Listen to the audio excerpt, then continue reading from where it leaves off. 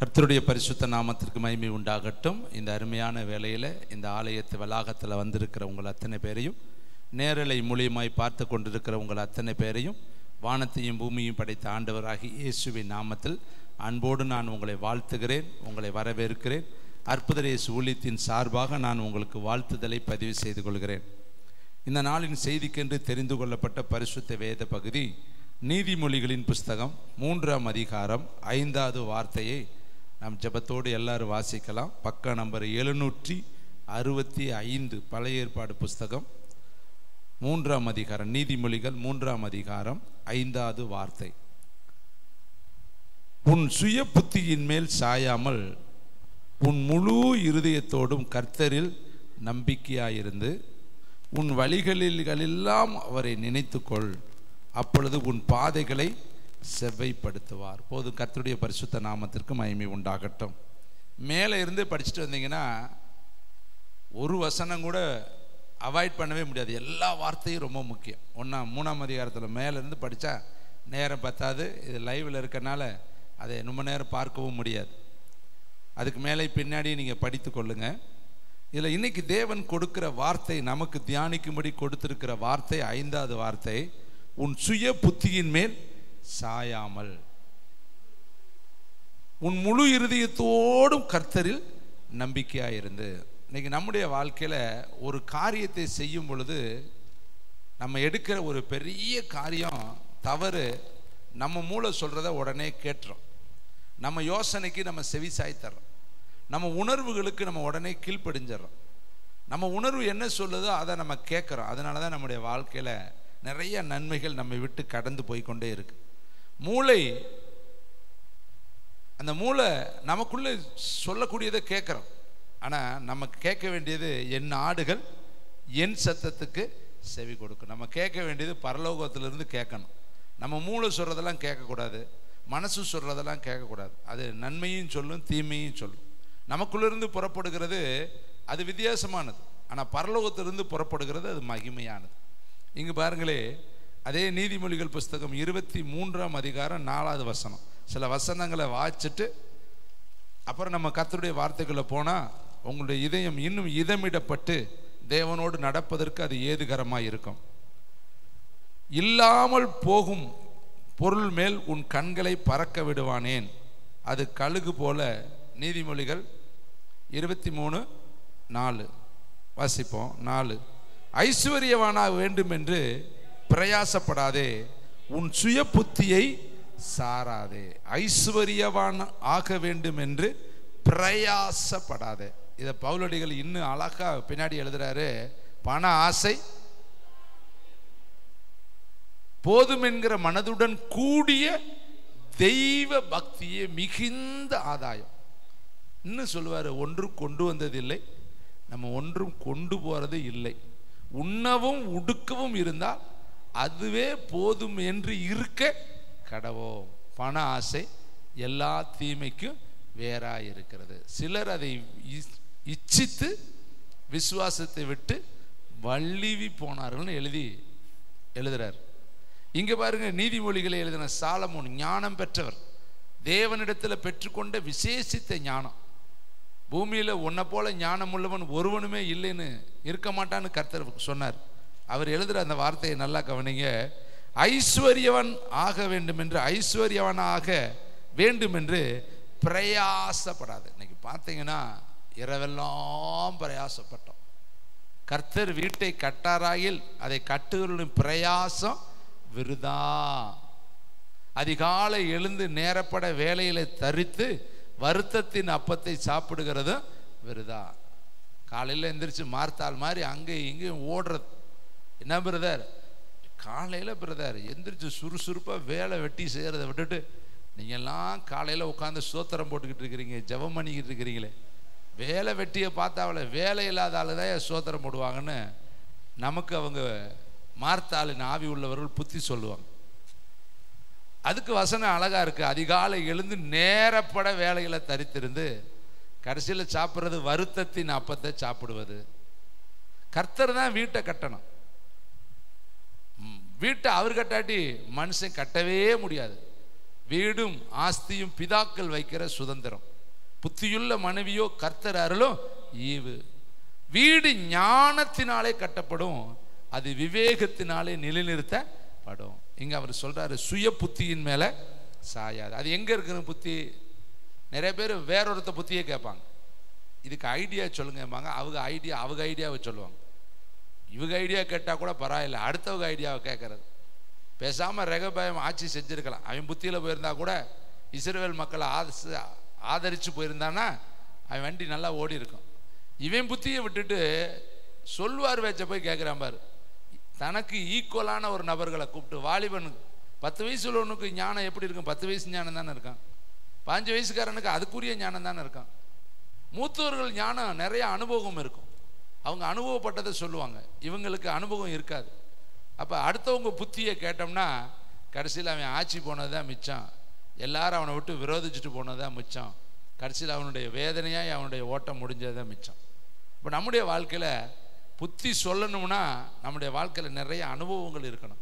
கர்த்தர் நம்மளை நடப்பித்திருந்தா தான் நம்ம புத்தி சொல்லணும்.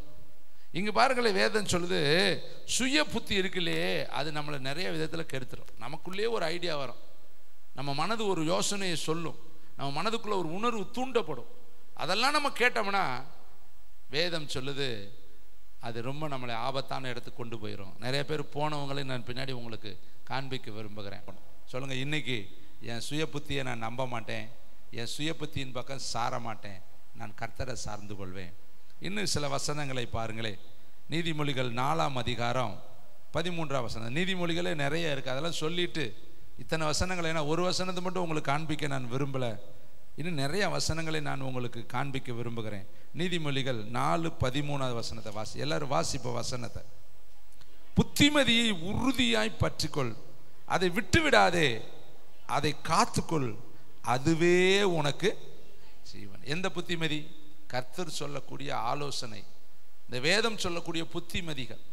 வலது பக்கம் இடது பக்கம் விலகாதே, உன் கண்கள் நேராய் நோக்க கடவது, கிழவிகள் பேச்சு பேசாதே, கர்த்தருடைய நாமத்தை சொல்லுகிற எவனும் அநியாயத்தை விட்டு விலக கடவன், உன் தராசு எப்படி இருக்க, நிறைக்கல்கள் சரியானதா இருக்கணும், உன்னுடைய படி கரெக்டா இருக்கணும், அடுத்தவனுடைய கூலி ஒரு இரவு உன்கிட்ட என்ன செய்யக்கூடாது, இருக்கக்கூடாது, பிறருடைய வஸ்திரங்களை நீ வைத்து கொள்ளக்கூடாது, அவங்களிடத்துல கூட கொடுத்துடணும். ஏன்னா அவன் குளூரில் என்னை நோக்கி அபயமிட்டானா நான் அதை உன்னிடத்தில் என்ன செய்வேன், கேட்பேன். பிறருடைய மாடுகளோ அவனுடைய ஜீவராசிகளோ விழுந்து கிடந்தால் அதை தூக்கி எடுத்து நிறுத்து. உன்னுடைய சத்துருக்களுக்கு ஏதாவது ஆபத்து நேரும் பொழுது நீ அதை பார்த்து பரியாசம் பண்ணாத, சிரிக்காத, ஆகடியம் பண்ணாத, நான் அதை உன்னிடத்தில் கேட்பேன், நீ அவனுக்காக பரிதாபப்படு என்று கர்த்தர் எழுதி. நிறைய இருக்கு. வரப்பை வெட்டாத, ஒரு தானியத்தை அறுக்கும் பொழுது வச்சுட்டு போயிட்டா திரும்பவும் எடுக்க திரும்ப வராத, அது ஏழைகளுக்கும் அனாதைகளுக்கும் திக்கற்றவர்களுக்கு விற்று. ஒரு தோட்டத்துக்குள்ளே போனால் அங்கே பசிக்கு நீ எடுத்து சாப்பிட்டுக்கலாம், ஆனால் ஒரு பிடியை கூட உன் வீட்டுக்கு எடுத்துட்டு என்ன செய்யக்கூடாது, போகக்கூடாது. இப்படி நிறைய பிரமாணங்களை கர்த்தர் எழுதி வைத்து, அதெல்லாம் படிக்கும் பொழுது உங்களுடைய இருதயத்தில் இதெல்லாம் புத்திமதிகள். நீ எப்படி இருக்கணும், எப்படி பழகணும், எப்படி பேசணும், எப்படி உன்னுடைய பார்வை இருக்கணும், பின்னும் பிறகுள்ள யாது ஒன்றையும் இச்சையாது இருப்பாயாக. இதெல்லாம் கர்த்தர் நமக்கு எழுதி கொடுத்திருக்கிற மாறாத பிரமாணம். வானமும் பூமியும் ஒளிந்தாலும் வார்த்தை ஒரு நாள் ஒளிந்து போகவே போகாது. அப்போ இதுக்கெல்லாம் மாறாத வார்த்தைகள். இதுக்கு நீங்கள் கட்டாயம் கீழ்ப்படிந்து அதன்படி நடக்க ஆரம்பிக்கும் பொழுதுதான் கர்த்தருடைய ஆசீர்வாதம் உங்கள் சிரசின் மேல் வந்து பலிக்கும். இன்னும் பாருங்களேன், நீதிமொழிகள் 8ஆம் அதிகாரம் 10வது வசனம். 8ஆம் அதிகாரம் 10வது வசனம். வெள்ளியை பார்க்கிலும் என் புத்திமதியும். பார்த்தீங்களா, புத்திமதிக்கு எவ்வளோ பவர் இருக்குது. சில பேர் சொல்லுவாங்க, வெல்லாம் புத்தி சொல்லுவானாக்கம், அதை நாங்கள் கேட்போமாக்கோம் அப்படிம்பாங்க. புத்திமதி வெள்ளியை பார்க்கிலும் விலையேற பெற்றது. அடுத்து பசும் பொன்னை பார்க்கிலும். இப்போ சொல்கிறாங்கல்ல ஏடிஎம்மு கேடிஎம்மு என்ன எம்மு வந்திருக்குது இல்லை, கோல்டில் பார்த்தா தங்கத்தில் இன்னும் இது பியூர் அது பியூர், இதில் இன்னும் இத்தனை கேரட்டு அதில் அத்தனை கேரட், இதுதான் பசும் பொன். ரொம்ப பார்த்தீங்கன்னா பியூர். பசும் பொன்னை பார்க்கிலும் ஞானத்தையும். வாசிப்போமா அந்த வசனம் 8:10. வெள்ளியை பார்க்கிலும் என் புத்திமதியும் பசுமொன்னை பார்க்கிலும் ஞானத்தையும் அங்கீகரித்து கொள்ளுங்கள். முத்துக்களை பார்க்கிலும் ஞானமே நல்லது, இச்சிக்கப்படத்தக்கவைகள் எல்லாம் அதற்கு நிகர் அல்ல. எதையாவது இந்த உலகத்தில் நிச்சித்து நிகரிச்சு எடுத்துக்கிட்டிங்கன்னா அது ஞானத்துக்கு நிகரானது கிடையவே கிடையாது. பாருங்க, 7 நாள் சுற்றி, 7ஆம் நாள் 7 முறை சுற்றி யோசுவா சொல்றாரு, எதையுமே தொடக்கூடாது தொடக்கூடாது தொடக்கூடாது, சாபத்தீட்டானது உள்ளே போகும்பொழுது கவனமாரு. 7 நாள் நம்ம யுத்த சன்னராக நடந்தோம் இல்லையா, அதிகாலையில் எந்திரிச்சு எல்லா அணி ஆயுதங்களை தரித்து கொண்டு அந்த எரிகோ மதில் ஒருவேளை எத்தனை கிலோமீட்டர் இருக்கும், ஒரு 50 கிலோமீட்டர் வச்சுங்களேன், தினந்தோறும் 50 கிலோமீட்டர் நடந்திருக்காங்க. 20 கிலோமீட்டர்னா 20 கிலோமீட்டர் நடந்திருக்கிறாங்க. 10 கிலோமீட்டர்னா 10 கிலோமீட்டர் நடந்திருக்கிறாங்க. ஒருவேளை வெரி சிம்பிளாக எடுத்து 5 கிலோமீட்டர்னாலும் 5 கிலோமீட்டர் நடந்திருக்காங்க. ஒரு நாளைக்கு அந்த ஆயுதங்களை தரித்த யுத்த சன்னர்கள்னா எல்லா ஆயுதங்களையும் எடுத்து தங்களுடைய உடம்புல கட்டிக்கணும். பட்டயத்தை கட்டிக்கணும், ஈட்டியை கட்டிக்கணும், அடுத்து பாதரட்சியை பொடுத்துக்கணும், தலைக்கவசத்தை தரித்துக்கணும். ஒரு யுத்த வீரனுக்கு என்னென்ன அணிகலன்கள் இருக்குதோ அத்தனையும் தரித்து யுத்த சன்னர்களாக அந்த ஊரை சுற்றி வரணும், அந்த எரிகோவை சுற்றி வரணும். இப்படியே 6 நாள் சுற்றிட்டு 7ஆம் நாள் அதிகாலையிலேருந்து எத்தனை முறை சுற்றணும்? அப்போ எவ்வளோ கஷ்டம், 7 தடவை நடக்கணுமே. ஊழியம் பெருக பெருக பெருக எத்தனை தடவை பண்ணணும்? ஜெபம் பண்ணிக்கிட்டே தானே இருக்கும். அப்போ பாருங்க, இங்கே வேதத்தில் அழகா சொல்லப்பட்டிருக்குது, புத்திமதி என்ன பண்ணணுமா, நம்ம காத்து கொள்ளணுமா. இன்னும் சில வசனங்களை வாசிக்கலாம். நீதிமொழிகள் 10:17. தேங்க்யூ வண்டர்ஃபுல் த ஹோலி ஸ்பிரிட். இந்த வசனத்தை தயவுசெய்து எனக்காக பாருங்க. புத்திமதிகளை காத்துக்கொள்கிறவன் ஜீவ வழியில், பார்த்தீங்களா, தேவன் சொல்ற புத்திமதியை காத்து கொண்டாலே நீ ஜீவனுள்ள வழியில நடக்கிறேன்னு அர்த்தம். ஜீவ வழியில் இருக்கிறான். கண்டனையை வெறுக்கிறவனோ மோசம் போகிறான். இந்த மாதிரி புத்திமதியெல்லாம் வெறுக்கிறவன். சில பேர் பாருங்க, என்ன சொன்னாலும் செவிட்டு காது உள்ளவர்களா வீரியம் பாம்புகளா போய்கிட்டே இருப்பாங்க. நல்ல ஆலோசனை தான் சொல்லியிருப்போம், நல்ல காரியத்தை தான் சொல்லுவோம், ஆனால் அதை கேட்க மாட்டாங்க. அப்படி கேட்கலைங்கிறப்ப அவர்கள் என்ன பண்ணுறாங்க, தவறான ஒரு இடத்துல போய் அவங்களுடைய வாழ்க்கை அழிஞ்சு போயிடுது. இன்னொரு வசனத்தை பாருங்களேன், நீதிமொழிகள் 12:1. சில வசனங்களை நம்ம பார்த்துட்டு யாரெல்லாம் இப்படி தவறு பண்ணாங்கன்னு நம்ம வேதத்தை தியானிக்க போகிறோம். 12:1. புத்திமதிகளை விரும்புகிறவன், பார்த்தீங்களா, புத்திமதியை விரும்பணும். சொல்லுங்க, எதான் சொல்லுங்க, நான் எப்படி குடும்பம் நடத்தணும், நான் எப்படி பிள்ளைகளை படிக்க வைக்கணும், நான் எப்படி இந்த சம்பளத்தில் முன்னேறணும், நான் அடுத்து என்ன செய்யணும், எனக்கு நல் யோசனை செய்து யுத்தம் பண்ணு. அநேக யோசனைக்காரர்கள் ஆலோசனைக்காரர்கள் இருந்தால் ஜெயம் கிடைக்கும். அந்த காலத்தில் இருந்த ராஜாக்களுக்கெல்லாம் யோசனைக்காரர்கள் இருப்பாங்க, அவர்களுக்கு ஆலோசனைக்காரர்கள், அவங்க தீர்க்கதரிசிகள் இருப்பாங்க, அநேக யுத்த வீரர்கள் இருப்பாங்க, ஆயுததாரிகள் இருப்பாங்க, அமைச்சர்கள் இருப்பாங்க, அவரை பாதுகாக்கக்கூடிய. இப்போ பார்த்தீங்கன்னா ஒவ்வொரு அமைச்சர்களுக்கும் பார்த்தீங்கன்னா என்ன இருக்கும், ஒரு பாதுகாப்பு படையே இருக்கும். அவங்க கருப்பு வஸ்திரம் தரித்து கூடயே இருப்பாங்க, கண்ணாடி போட்டிருப்பாங்க, முன்னாடி பின்னாடி போய்கிட்டே இருப்பாங்க, கையில் ஒரு பெட்டி வச்சுருப்பாங்க. முன்னாடி எல்லா மினிஸ்டருக்கு முன்னாடி பாருங்கள், முன்னாடி பின்னாடி பயங்கரமாக அவங்க தான் இருப்பாங்க, அவங்க காரை சுற்றியில் இருப்பாங்க. இதே மாதிரி அந்த காலத்துலேயும் அரசர்களுக்கு பாதுகாப்பு படைகள் இருந்தது, அதில் நிறைய பேர் இருப்பாங்க. எல்லாவற்றுக்கும் மேலே தீர்க்கதரிசிகளும் ஆலோசனைக்காரர்களும் இருப்பாங்க, அவங்க ஆலோசனை செஞ்சுட்டு தான் செய்வாங்க. இதே பார்த்தீங்கன்னா சுகம்பாவிகள், அடுத்து பானபாத்திரக்காரெலாம் இருப்பாங்க. ராஜாவுக்கு ஒரு உணவு கொடுக்குற முன்னாடி பானபாத்திரக்காரர் என்ன செய்யணும், சாப்பிட்டு ருசித்து தான் கொடுக்கணும். அவர் நல்லா இருந்தால் தான் என்ன செய்யணும், ராஜாவுக்கு கொடுக்கணும். இப்படிலாம் அந்த ராஜாவை அவர்கள் பாதுகாத்தார். ஏன்னா அந்த ராஜாவை குறித்து வேதம் சொல்லுது, அவர்கள் தேசத்திற்கு ஒளி விளக்கம். இஸ்ரவேலுக்கு தாவீது ஒளி விளக்காக இருந்தான். அவனை யுத்தத்துக்கு போக வேணாங்கிறாங்க. நாங்கள் 1000 பேர் செத்தாலும் அது பெருசு கிடையாது, நீ எங்கள் 1000ல் நீர் ஒருவராக இருக்கிறீர். அதனால் அந்த அளவுக்கு ஒரு படை தலைவனை, ஒரு அரசனை பாதுகாக்கிறதுல அவங்க எப்படி இருந்தாங்க, கண்ணும் கருத்துமா இருந்தாங்க.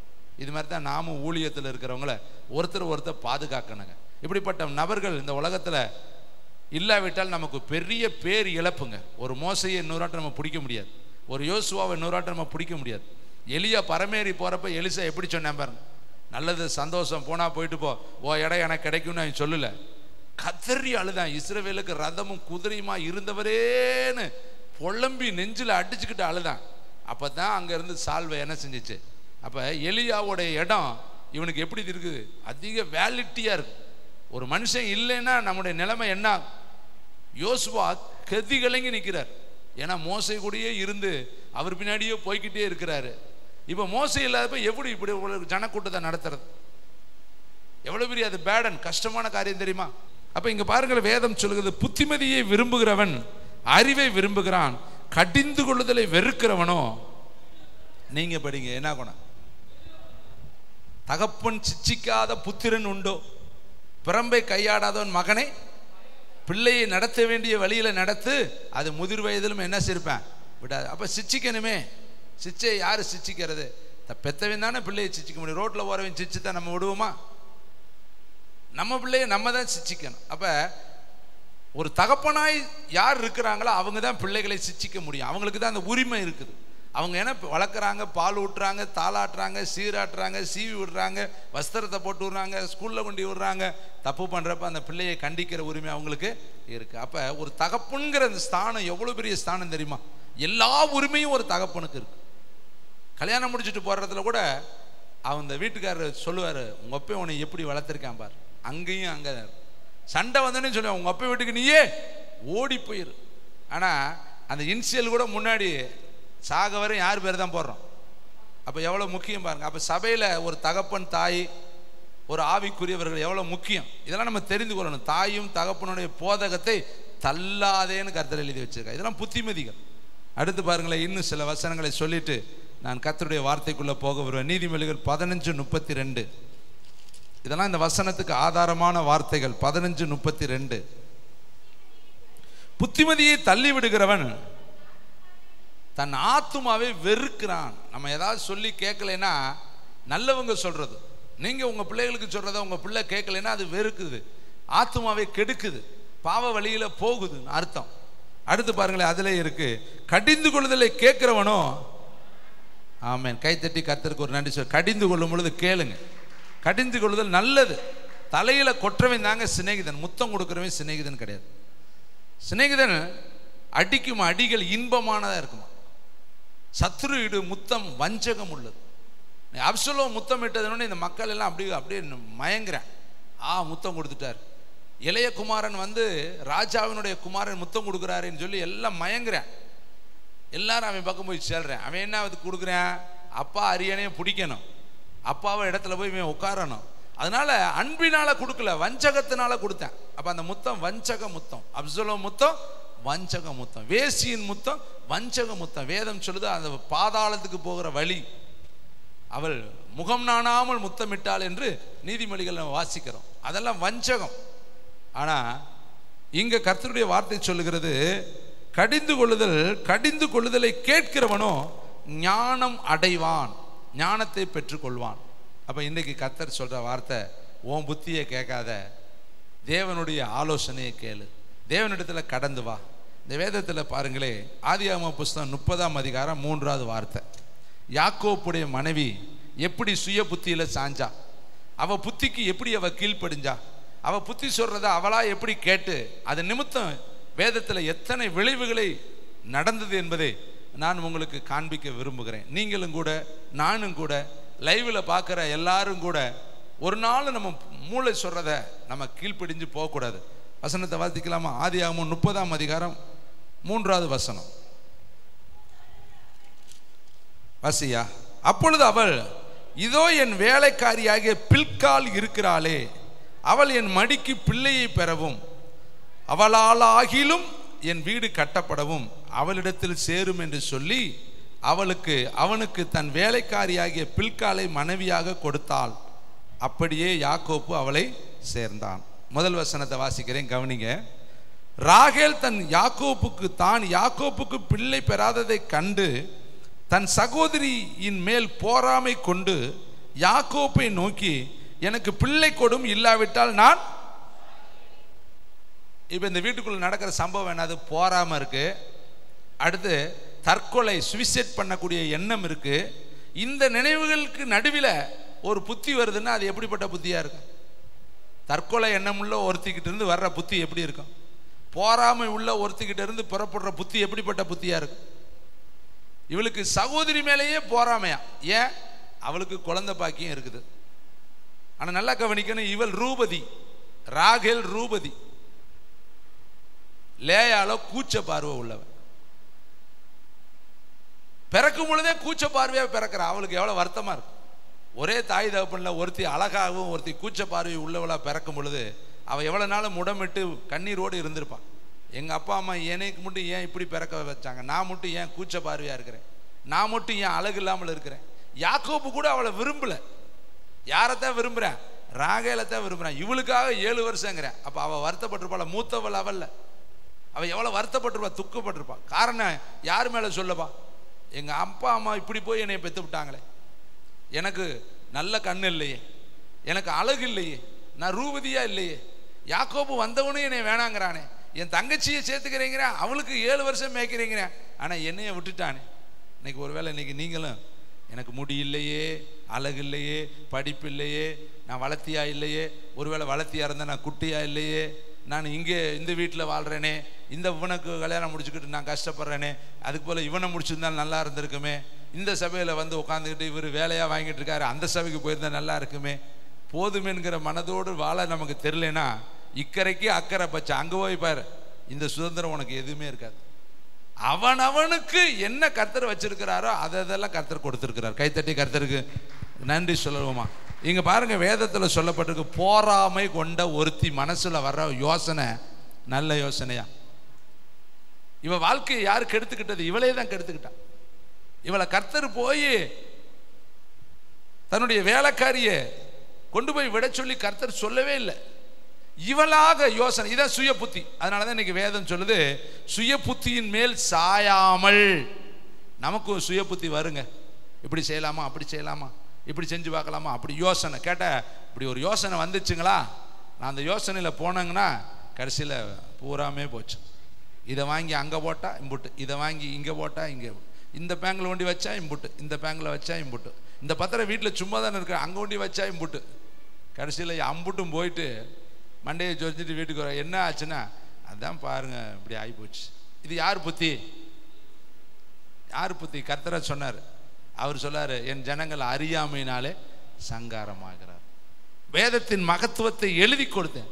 நம்ம மூளை, நமக்கு இருக்கிற அறிவு நமக்கே தெரியாதா, நம்ம எத்தனை தப்பு பண்ணிப்படுறோம். அப்ப அப்படி தப்பு பண்ற நம்ம மூளையில இருந்து வர்றதை நம்ம எப்படி நம்புறது? நம்மகிட்டயே நிறைய குறைபாடு இருக்குதே. அப்ப நமக்குள்ளேயே உதயமாகிற ஒரு உணர்வு எப்படி சரியாகும்? இங்க பாருங்க, இவ எடுத்த ஒரு முடிவு பாருங்க, எவ்வளவு பெரிய விளைவு தெரியுமா? இவ போராம கொண்டவள், புருஷனுடைய அன்பு இருக்குல்ல, அதுல இவ சந்தோஷமா இருந்திருக்கலாம் இல்லையா? ஏன் அவ கூச்சப்பார்வை உள்ளவ, அழகற்றவ, அவளுக்கு கர்த்தர் குழந்தைய கொடுத்திருக்கிறாரு, அதை பார்த்துட்டு இவ சந்தோஷப்பட்டிருக்கலாமே. சத்ருவையும் சிநேகிங்கன்னு தானே கர்த்தர் எழுதி வச்சிருக்கிறாரு. இவளுக்கு எதுக்கு போராம வருது? அது பாருங்களேன், யாக்கோப்புக்கு பிள்ளை வராததை கண்டு தன் சகோதரி மேல் போராமை கொண்டு யாக்கோப்பை நோக்கி, எனக்கு பிள்ளை கொடும், இல்லாவிட்டால் நானே சாகிறேன். சரி, அதுக்கு அவர் எவ்வளவு தீர்க்க தரிசனமா சொல்றாரு பாரு. ராகலின் மேல் கோபம் கொண்டு, இப்ப இந்த வீட்டுக்குள்ள என்ன இருக்கு? போராமை கொண்டு, கொலை சாகனுங்கிற எண்ணம் கொண்டு, அடுத்து இவரு கோபம் கொண்டு, தேவன் அல்லவோ உன் கற்பத்தை. அப்ப சுச்சி எங்க இருக்குன்னு எல்லாத்துக்குமே தெரியுது நல்லா. யாக்கோப்புக்கும் தெரியுது சுச்சி அவர் கையில இருக்கு, அவர் தானே சுச்சி போடணும். இவளுக்கும் தெரியும், அவர் தானே அடைச்சிருக்கிறாரு. கர்த்தர் கற்பத்தை உனக்கும் தெரியும். கர்த்தர் கொடுக்காவிட்டால் எப்படி? கர்த்தர் எனக்காக செய்வாருங்கிற உணர்வு இருக்கும் பொழுது கர்த்தர் கொடுப்பாருங்கிற உணர்வு இருக்கணுமே, கதவை திறப்பாருங்கிற உணர்வு இருக்கணுமே. 38 வருஷமா ஒருத்தன் படுத்திருக்கும் பொழுது அவரே போய் தானே எழும்பி நடைன்னு சொன்னாரு. கூனி 18 வருஷமா இருக்கிற கூனி அவர் தானே தொட்டாரு. சுகம் பெற வேண்டும் என்று விரும்புகிறாயான்னு அவர் தானே போனாரு. அப்ப நம்ம அந்த காலம் வரையும் பொறுமையா காத்திருக்கணும். ஆண்டவர் என்னை தேடி வருவார், நிச்சயமா வருவார். நான் அதுவரையும் நான் காத்திருப்பேன். மூளை சொல்றதை கேட்க மாட்டேன், மனசு சொல்றதை கேட்க மாட்டேன், என் உணர்வு சொல்றதை கேட்க மாட்டேன், அல்லது எனக்குள்ள உண்டாகக்கூடிய சத்தங்களுக்கு நான் செவி கொடுக்க மாட்டேன். வசனம் சொல்லக்கூடிய போதகத்துல நான் நிலைத்திருப்பேன், நல்ல ஆலோசனைகள்லாம் நிலைத்திருப்பேன்னு நம்ம வசனத்துக்கு முக்கியத்துவம் கொடுத்தா நிச்சயமா நம்முடைய வாழ்க்கையில வெற்றி மேல வெற்றி, ஜெயத்தின் மேல ஜெயம், சமாதானத்தின் மேல சமாதானம், சந்தோஷத்தின் மேல சந்தோஷம், கிருபை மேல கிருபை வரும் தேவனுடைய பிள்ளைகளே. அடுத்து என்ன செய்யறா பாருங்க. அப்பொழுது அவள், இதோ என் வேலைக்காரி பில்கால் இருக்கிறாளே, அவள் என் மடிக்கு பிள்ளை பெறவும், அவளால் ஆகிலும் என் வீடு கட்டப்படவும் அவளிடத்துல பிரவேசியும் என்று சொன்னான். அவளால் ஆகிலும், அவளால் ஆகிலும். அப்ப அவளாலேயா வீடு கட்டப்படும்? அவளாலேயா வாழ்க்கை ஆசீர்வதிக்கப்படும்? அவளாலே யோசனைகள் சிறந்தேங்கும், அவளால் அற்புதம் நடக்கும். அப்போ யாரை கொண்டு கம்பேர் பண்ணுறா? சரி, இந்த தப்பை இவ செஞ்சா இதை பார்த்த கூட இருக்கிற இவ என்ன பண்ணுறா பாருங்க.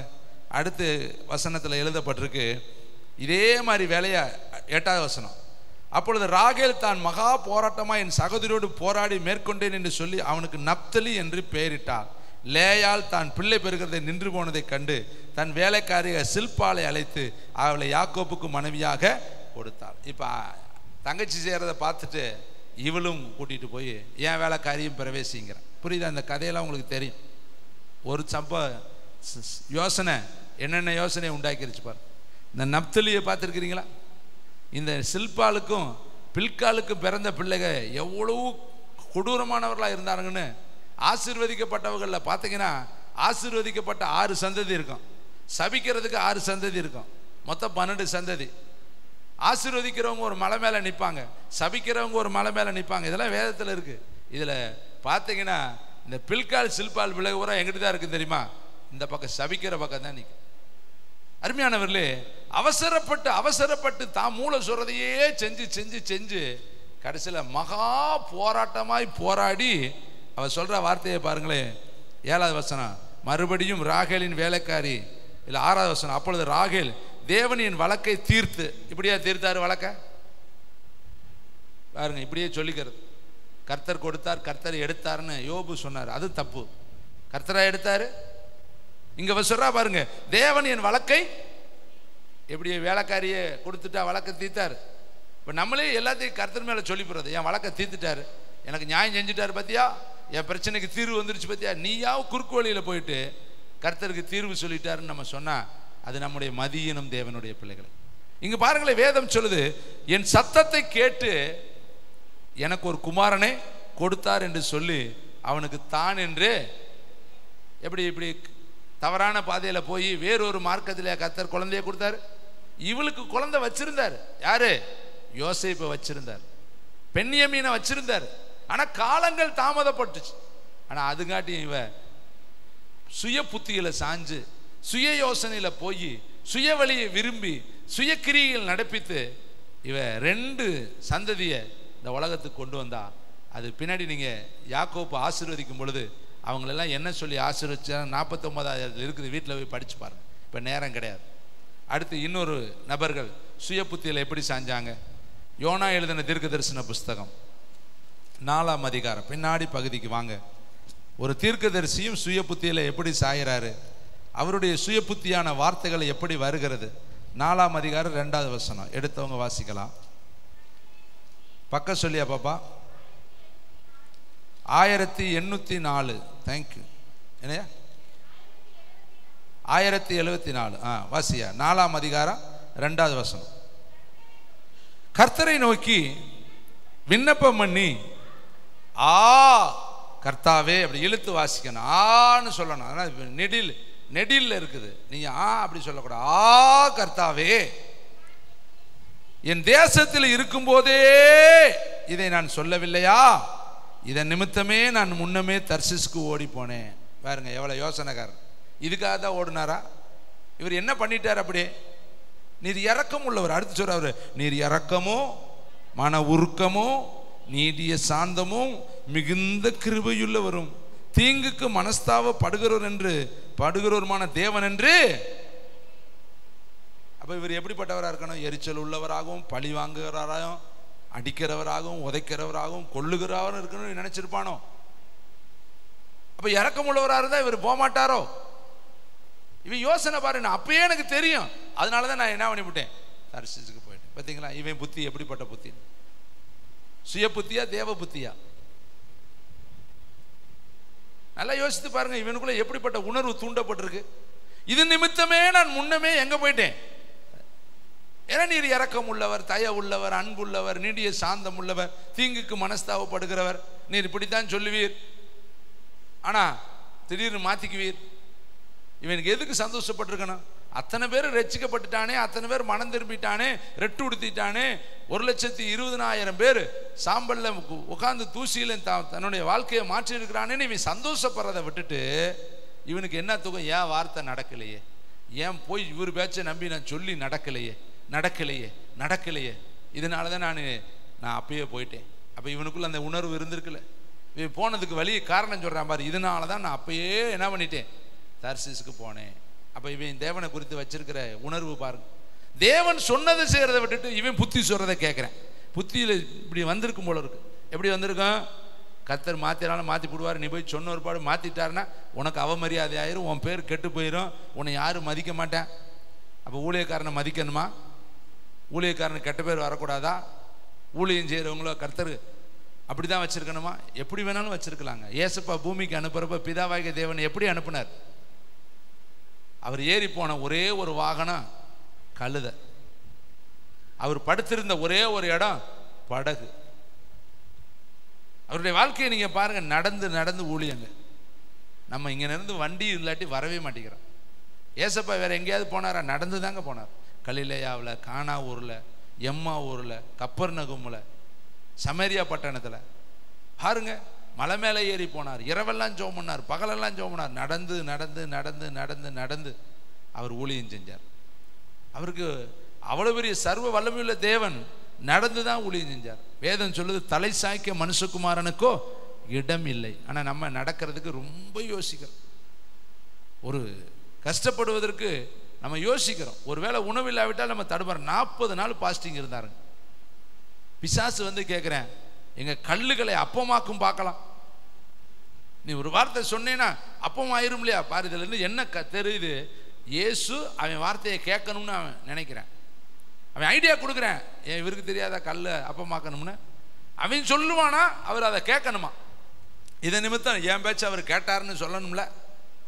நான் பரிசோதிச்சு அந்த பரிசோதனைக்கு அவர் இணைந்து செயல்பட்டார்னு சொல்லணும் இல்லையா?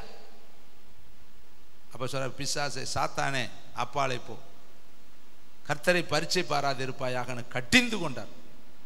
பிசாசு ஒரு வார்த்தை சொல்லிட்டா நம்ம உடனே அதுக்கு தேவன் சொன்னதுண்டோ உடனே பின்னாடியே பதில் சொல்லிட்டு இருக்க. ஆமா சொன்னார், நடுமரத்தின் கனியை புசிக்க கூடாது. அவன் உடனே நீ சாவதில்லை, நீ கண்ணு திறக்கப்பட்டு தூதர்களை போல மாறிடுவ. உடனே பிடுங்கி சாப்பிட்டு விட்டு புருஷனுக்கும் கொண்டு போய் கொடுத்து, எதுக்குங்க கொசலம் விசாரிக்கணும்?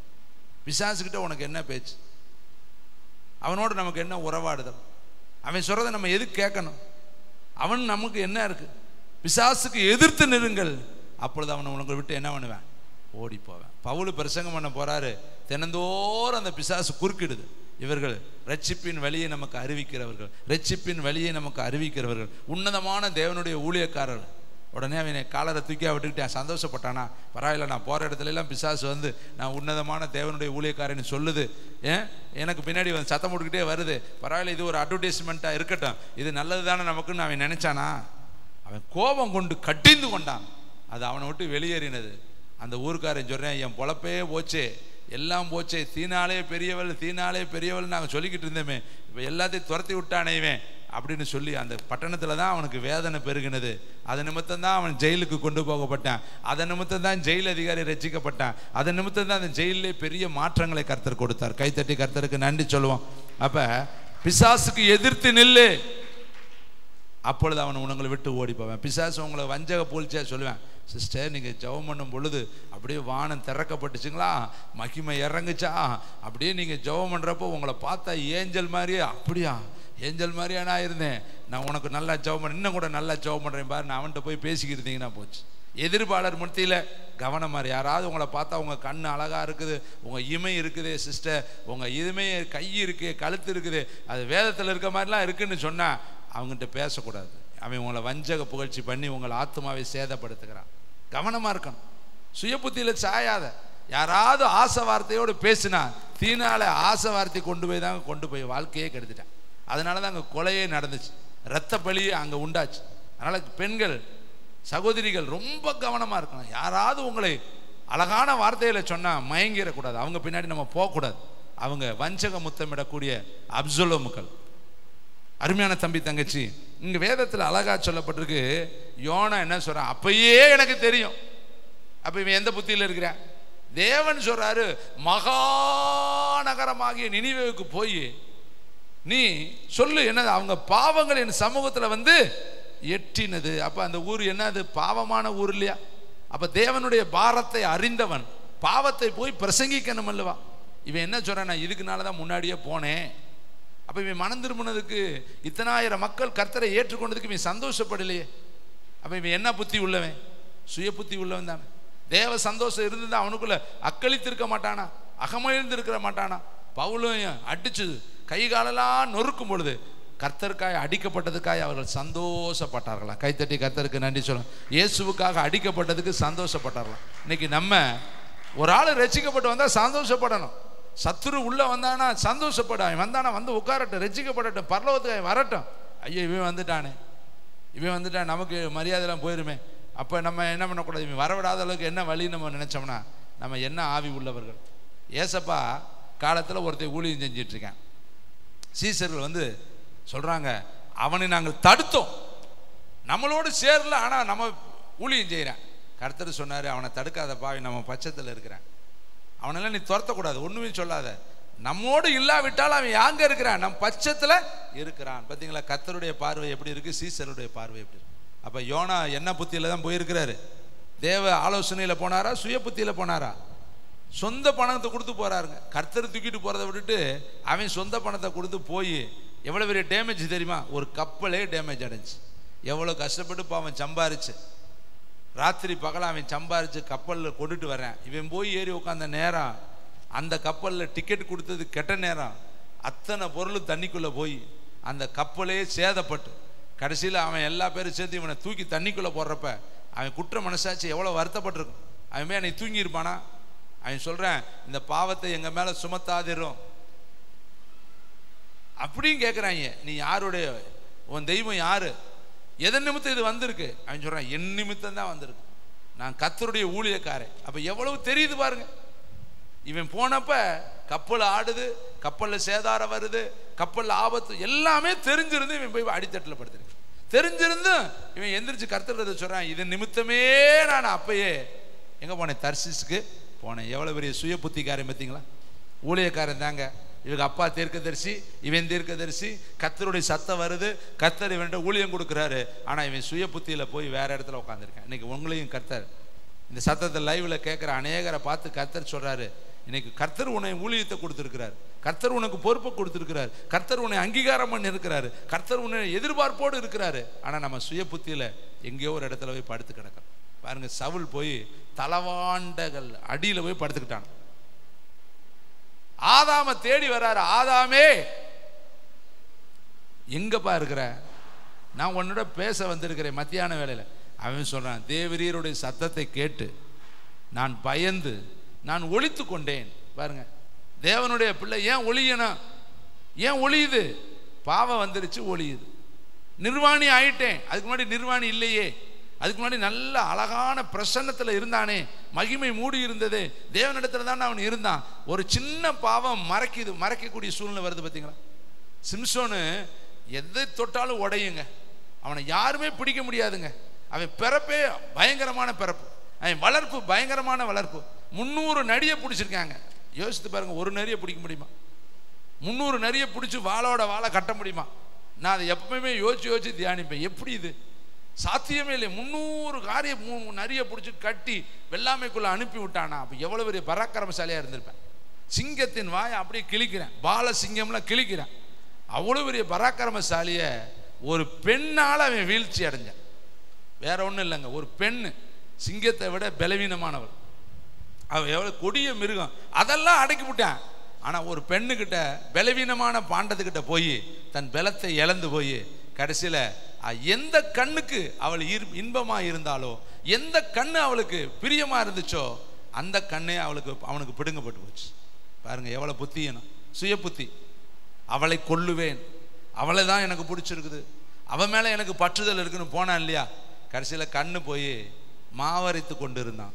கடைசியில் சொல்கிறேன், ஒரே தீர்வையாக என்னை கொன்று போட்டுரும், ஒரே தீர்வையாக நான் சாகிறேன், நான் இவர்கள் கையிலே செத்து போகிறேன், அந்த தூணை பிடிச்சி நிற்கிறேன். எவ்வளோ பரிதாபமான கோலம் பாருங்க. காரணம் சுய புத்தி, சுய விருப்பம், சுய எண்ணம்.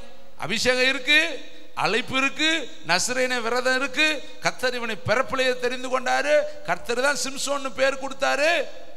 இவங்க பிறப்பு அதிசயம், வளர்ப்பு அதிசயம், அவனுக்கு தேவன் கொடுத்த அபிஷேகம் வேற யாருக்கு அப்படிப்பட்ட அபிஷேகம் இல்லை.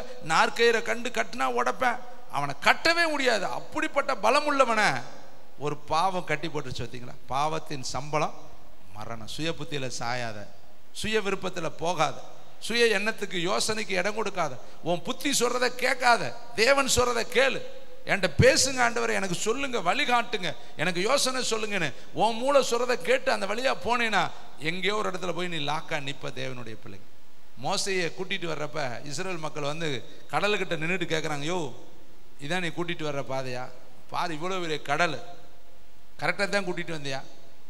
இங்கே வந்து கடல் முன்னாடி நிப்பாட்டிட்ட. நமக்கு தெரியாது, கடலுக்குள்ள கர்த்தர் வைத்திருக்கிற வழி நமக்கு தெரியாது. ஆனால் கர்த்தர், நான் உனக்கு போதித்து நீ நடக்க வேண்டிய வழியில் நேர் பாதையில் உன்னை நடத்துகிற தேவனாய கர்த்தர். கை தட்டுங்க. அது கடலா இருக்கலாம், அது யோர்தானா இருக்கலாம், அது எரிகோவா இருக்கலாம், அது வனாந்தரமா இருக்கலாம், அது முட்காடா இருக்கலாம், அது முட்செடியா இருக்கலாம், அது எந்த பாதையா இருந்தாலும் உன்னை கரெக்டாக நடத்திட்டு போவார். ஆனால் நீ அவர் கையை மட்டும் விடக்கூடாது. கை தட்டி கர்த்தருக்கு நன்றி சொல்லு. இன்னைக்கு கர்த்தர் உனக்கு சொல்ற வார்த்தை, சுய புத்தியின் மேல் சாயாமல் முழு இருதயத்தோடு கர்த்தர் மேல நீ எப்படி இருக்கணும்? நம்பிக்கையா இருக்கணும். அடுத்து பாருங்க, மத்தேயு புஸ்தகம் 16:22. கூடையே இருக்கிறவன் சொல்ற வார்த்தையை பாருங்க. கூடையே இருக்கிறவன் சொல்ற வார்த்தை எப்படிப்பட்ட வார்த்தையை சொல்றான் பாருங்க. மத்தேயு 16:22. Thank you Lord. அப்பொழுது பேதுரு அவரை தனியே அழைத்து கொண்டு போய், என்னது பேர் சொல்றப்ப என்னன்னு சொல்றேன், ஆண்டவரே இது உமக்கு நேரிடக்கூடாது, இது உமக்கு சம்பவிப்பதில்லை என்று அவரை. இது என்ன புத்தி? பரலோகத்திலிருந்து இது இறங்கி வந்த தரிசனமா? ஏசப்பா சொன்னார், இது நீ சொல்லலப்பா, பரலோகத்திலிருந்து வந்த வார்த்தை. என்ன சொல்ற, நீ உன்னதமான தேவனுடைய குமாரன், நீ பரலோகத்தின் ராஜான்னு சொன்னப்ப சொன்னாரு, நீ இது நீயா சொல்லல, இது தேவன் உனக்கு காண்பித்திருக்கிறாரு சொல்ற. ஆனா அதே பின்னாடி பாருங்க, இவன் சொல்ற வார்த்தை, இது உமக்கு நேரிடக்கூடாது, இது உமக்கு சம்பவிப்பதில்லை. அப்படி என்ன அவர் சொன்னாரு? 21ஆம் வசனத்துல வாசிங்க.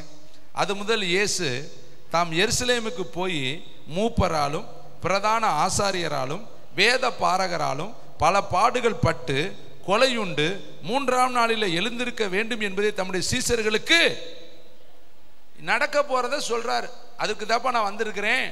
ஏசையா இதைத்தான் சொல்லி இருக்கிறாரு, எரேமியா இதைத்தான் சொல்லி இருக்கிறாரு, மீகா இதைத்தான் சொல்லி இருக்கிறாரு, பழைய ஏற்பாட்டு பரிசுத்தவான்கள் மோசையும் சொல்லி இருக்கிறாரு, தாவீது இதை சொல்லி இருக்கிறாரு. அசட்டை பண்ணப்பட்டவராகவும் புறம்பே தள்ளப்பட்டவராகவும் இருப்பாரு, அவருடைய வஸ்திரத்துக்கு சீட்டு போடுவாங்க, இதெல்லாம் தீர்க்கதரிசி சொல்லியிருக்காங்க. இதெல்லாம் நடக்க போகுது, இதுதான் அதற்கு தான் நான் வந்திருக்கிறேன்னு சொல்றாரு. பாவிகளை ரட்சிக்க கிறிஸ்து இயேசு உலகத்தில் வந்திருக்கிறான்னு எல்லாற்றையும் ஒளிவு மறைவு இல்லாம சொல்றாரு. ஆனா அந்த கூடையே இருக்கிற பேதுரு வயது முதிர்வின் காரணமாக இயேசுவோட ஒரு வயது கூடுதலானவராக இருக்கிறார். அதனால அவர் என்ன சொல்றாரு பாருங்க, கடிந்து கொண்டாராம். இது என்ன புத்தி? என்ன புத்தி? பரலோகத்திலிருந்து வந்த வெளிப்பாடா? அல்லது யாரு அசரீருடைய சத்தத்தை அவர் கேட்டாரா? தனக்குள்ள வர்ற ஒரு சத்தம், தனக்குள்ள வர்ற ஒரு உணர்வு, தனக்குள்ள உண்டாகக்கூடிய ஒரு இமேஜன், கர்த்தரையே கடிந்து கொள்றார். இதெல்லாம் உனக்கு நடக்கக்கூடாது. இவர் பரலோகத்துக்கு போகணும்னா, பரலோகத்தினுடைய வாசல் திறக்கணும்னா, பூமியில் இருக்கிற அத்தனை பேருக்கு ரட்சிப்பு உருவாகணும்னா, உலகத்தில் இருக்கிற பாவத்தை அவர் சுமந்து தீக்கணும்னா அவர் என்ன செய்யப்படணும்? மூப்பர்களால் அடிக்கப்படணும், பிரதான ஆசாரியர்களால் அடிக்கப்படணும், வேத பாரகரால் காட்டி கொடுக்கப்படணும், பல பாடுகள் அவர் படணும், அவர் கொலை உண்ணப்படணும், அவர் 3ஆம் நாளில் எழுந்திருக்கணும். இதுதான் தேவனுடைய திட்டம். இந்த திட்டத்தை நடக்க விடாத அளவுக்கு யார் பேசுறா? கூடையே இருக்கிற பேதுரு பேசுறார், அழைக்கப்பட்ட பேதுரு. அதுக்கு முன்னாடி அவனை பத்தி சொல்றாரு பாருங்களேன்.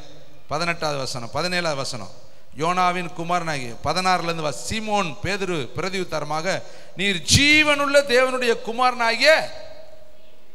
எப்படி பாட்டு? வெளிப்பாடு பாடு. இப்ப வந்தது என்னது? வெளிப்பாடு. இங்க வந்தது என்னது? வேற பாடு, சுயப்பாடு. அடுத்த வார்த்தை, இயேசு அவனை நோக்கி, யோனாவின் குமாரனாகிய சீமோனே நீ பாக்கியவான், மாம்சமும் இரத்தமும் இதை உனக்கு. அப்போ மாம்சமும் வெளிப்படுத்தும், ரத்தமும் வெளிப்படுத்தும் சில காரியத்தை. மாம்சம் சொல்றத, அதனால யோவான்ல சொல்றாரு, இவர்கள் மாம்சத்தினாலும் இரத்தத்தினாலும் பிறவாமல் தேவனாலே பிறந்தவர்கள். அப்ப மாம்சமும் ரத்தமும் சில காரியம் நம்மகிட்ட சொல்லும். மாம்சம் துடிக்கும், பார்த்துருக்கிறீங்களா? சொல்லுவாங்க, ரத்தம் கொதிக்குது பிரதர், என்னால பொறுக்க முடியல, என் தங்கச்சிக்கு இப்படியா, என் தம்பிக்கு இப்படியா, என் அண்ணனுக்கு இப்படியா, எங்க அப்பாவுக்கு இப்படியா, பொறுக்கல, அதனால அடிச்சேன் 2 அடி கண்மலைய. கோவம் வந்துட்டு அடிச்சிருவியோ. கடைசியில் அவனுக்கு என்னாச்சு தெரியுமா? காணாலுக்கு நீ போகக்கூடாதான்ட்டார். போ, நான் தானே பேசத்தானே சொன்னேன், எதுக்கு அடிச்ச? உனக்கு எதுக்கு மாம்சம் இவ்வளவு துள்ளுது? எதுக்கு அடிச்ச? நான் உன்ட்ட என்ன சொன்னேன்? பேசத்தானே சொன்னேன், எதுக்கு அடிச்ச? 2 முறை அடித்தானா. கர்த்தர் சொன்னார், காணான பார்த்துக்க, அந்த பார் அதான் காணான், நீ அங்கே போக முடியாதுன்னு. இங்கே பாருங்க, முதல் நாள் சொல்கிறேன், கொஞ்சம் முன்னாடி சொல்கிறேன், ஜீவனுள்ள தேவனுடைய குமாரனாகிய கிறிஸ்து. அதுக்கு அவர் சொல்றாரு, இது மாம்சமும் வெளிப்படுத்தல, ரத்தமும் வெளிப்படுத்தல, பரலோகத்தில் இருக்கிற என் பிதா இதை உனக்கு. அப்ப வெளிப்பாடு பரலோகத்திலிருந்து வந்துச்சு, அதை பெற்றுக்கொண்டிருக்கிறேன். ஆனா அடுத்த நிமிஷம் அவர் சொல்றாரு, நான் உனக்கு சொல்லுகிறேன், நீ பேதுருவாய் இருக்கிறாய், இந்த கல்லின் மேல் என் சபையை கட்டுவேன், பாதாளத்தின் வாசல்கள் அதை மேற்கொள்வதில்லை, பரலோகத்தின் திறவுகோலை உனக்கு நான் தருவேன். பூலோகத்தில் நீ கட்டுகிறது எதுவோ அது பரலோகத்தில் கட்டப்பட்டு இருக்கும், பரலோகத்தில் நீ கட்டவிழ்ப்பது எதுவோ அது பூலோகத்திலே, நீ கட்டவிழ்ப்பது எதுவோ அது பரலோகத்திலே கட்டவிழ்க்கப்பட்டிருக்கும் என்றார். அப்பொழுது தாம் கிறிஸ்துவாகிய இயேசு என்று ஒருவருக்கும் சொல்லாதபடி தம்முடைய சீசர்களுக்கு கட்டளையிட்டார். அது முதல் இயேசு தாம் எருசலேமுக்கு போய் மூப்பராலும் பிரதான ஆசாரியராலும் வேத பாரகராலும் பல பாடுகள் பட்டு கொலையுண்டு 3ஆம் நாளிலே எழுந்திருக்க வேண்டும் என்பதை தம்முடைய சீசர்களுக்கு சொல்ல. இது கண்டினியூட்டியா நடந்துகிட்டே இருக்குது, ஒரே இடத்துல நடந்துகிட்டு இருக்க ஒரு நிகழ்கால சம்பவம். இப்ப இவர் உடனே சொல்றாரு, அப்பொழுது பேதுரு அவரை நோக்கி தனித்து அழைத்து கொண்டு போய், ஆண்டவரே, இது உமக்கு நேரிடக்கூடாது, இது உமக்கு சம்பவிப்பதில்லை என்று அவரை கடிந்து கொள்ள தொடங்கினான். அவரோ திரும்பி பேதுருவை பார்த்து, எனக்கு பின்னாக போ சாத்தானே, நீ எனக்கு இடரலா இருக்கிறாய், தேவனுக்கு ஏற்றவைகளை சிந்திக்காமல் மனுஷனுக்கு ஏற்றவைகளை சிந்திக்கிறாயே. இதை படிச்சுட்டு பேதுருக்கு தான் அப்படி சிந்தனை வரும்னு நினைக்காதீங்க, நமக்கும் நிறைய நேரம் இப்படி சிந்தனை வந்துடுது. தேவனுக்கு ஏற்றவைகளே சிந்திக்காம மனுஷனுக்கு ஏற்றவைகளையே நம்ம சிந்திக்கணும். 7 நாள் பொறுத்துடுறானா, ஏன் பொறுத்திருந்தா என்ன, 8 நாள் கூட பொறுத்திருக்க வேண்டியதானே, 10 நாள் கூட பொறுத்திருக்க வேண்டியதானே, கற்பத்தை அடைச்சிருக்குதான்னு தெரியுது இல்லை, திறக்கிற வரையும் பொறுத்திருக்க வேண்டியதானே. அதுங்காட்டி எதுக்கு மாம்சம் துடிக்குது, அதுங்காட்டி எதுக்கு கோபம் வருது, அதுங்காட்டி எதுக்கு எரிச்சல் வருது, அதுங்காட்டி எதுக்கு குறுக்கு வழியில போறோம், அதுங்காட்டி எதுக்கு மாம்சீகத்தினுடைய செயல்பாடுகள் வருது. பாருங்க, முதல்ல ரிவலேஷனை பெறேன், அடுத்து பார்த்தீங்கன்னா வேற வெளிப்பாடு உனக்கு வருது. கடிந்து கொண்டான், கோபம் வருது, இதெல்லாம் நடக்கக்கூடாது, இதெல்லாம் நடக்கக்கூடாது. ஒரு பக்கம் அன்பு இருந்தாலும் தேவ திட்டம் நிறைவேறாத விட அன்பினால் தடுத்து நிறுத்தலாமா? நிறுத்தக்கூடாது. தேவனுடைய பிள்ளைகள், தேவன் என்ன வச்சிருக்கிறாரோ அது நடக்கணும். இப்போ வீட்டுக்காரர் ஊழியத்துக்கு போகிறேன், என்னன்னா அன்பின் நிமித்தம் வேண்டாங்க, அங்கே போயிட்டு வந்தீங்கன்னா களைச்சு போயிடுவீங்க, போயிட்டு வந்தீங்கன்னா டல்லாக இருப்பீங்க, போயிட்டு வந்தீங்கன்னா ஏதாவது பிறகு நீங்கள் பேசாமல் வீட்டிலையே இருங்க, நான் ஜோராக்கி போட்டுக்கிட்டே இருக்கிறேன்னா 2 பேரும் பாதாளத்துக்கு போக வேண்டியது. ஊழியத்து நிமித்தம் போயிட்டு வந்தால் சந்தோஷமாக போயிட்டு வர, 2 அடி வாங்கிட்டு வந்தாரா வெல்கம், வாங்க, வரவே இருங்க, இன்னும் 4 அடி வாங்கிட்டு வாங்க, ஊழியம் செய்யுங்கன்னு சொல்லணும். ஜபத்துக்கு போயிட்டு வந்தீங்களா, என்ன 2 மணி நேரத்தில் வந்துட்டீங்க, 10 மணி நேரம் ஜெபம் பண்ணிட்டு வாங்கன்னு சொல்லணும். அவள் தான் மனைவி, 2 மணி நேரம், ஒரு 1/4 மணி நேரம் சொல்லிட்டு வரேன். பிரதருக்கு தான் வேலையே வெட்டியே கிடையாது, அவர் வீட்டிலேயே இருக்கிறார், கோயில் குட்டி, அவர் அங்கேயே இருக்கட்டும். நீ சும்மா அப்படி வந்து ஞாயிற்றுக்கிழமை மட்டும் பிரசன்ட் போடுவோம், அத்தோடு முடிச்சுக்குவோம் அப்படின்னா நேராக பைபாஸ் ரோட்டில் அனுப்புகிற பாதாளத்தில் தான் போய் அவர் விழுவார்.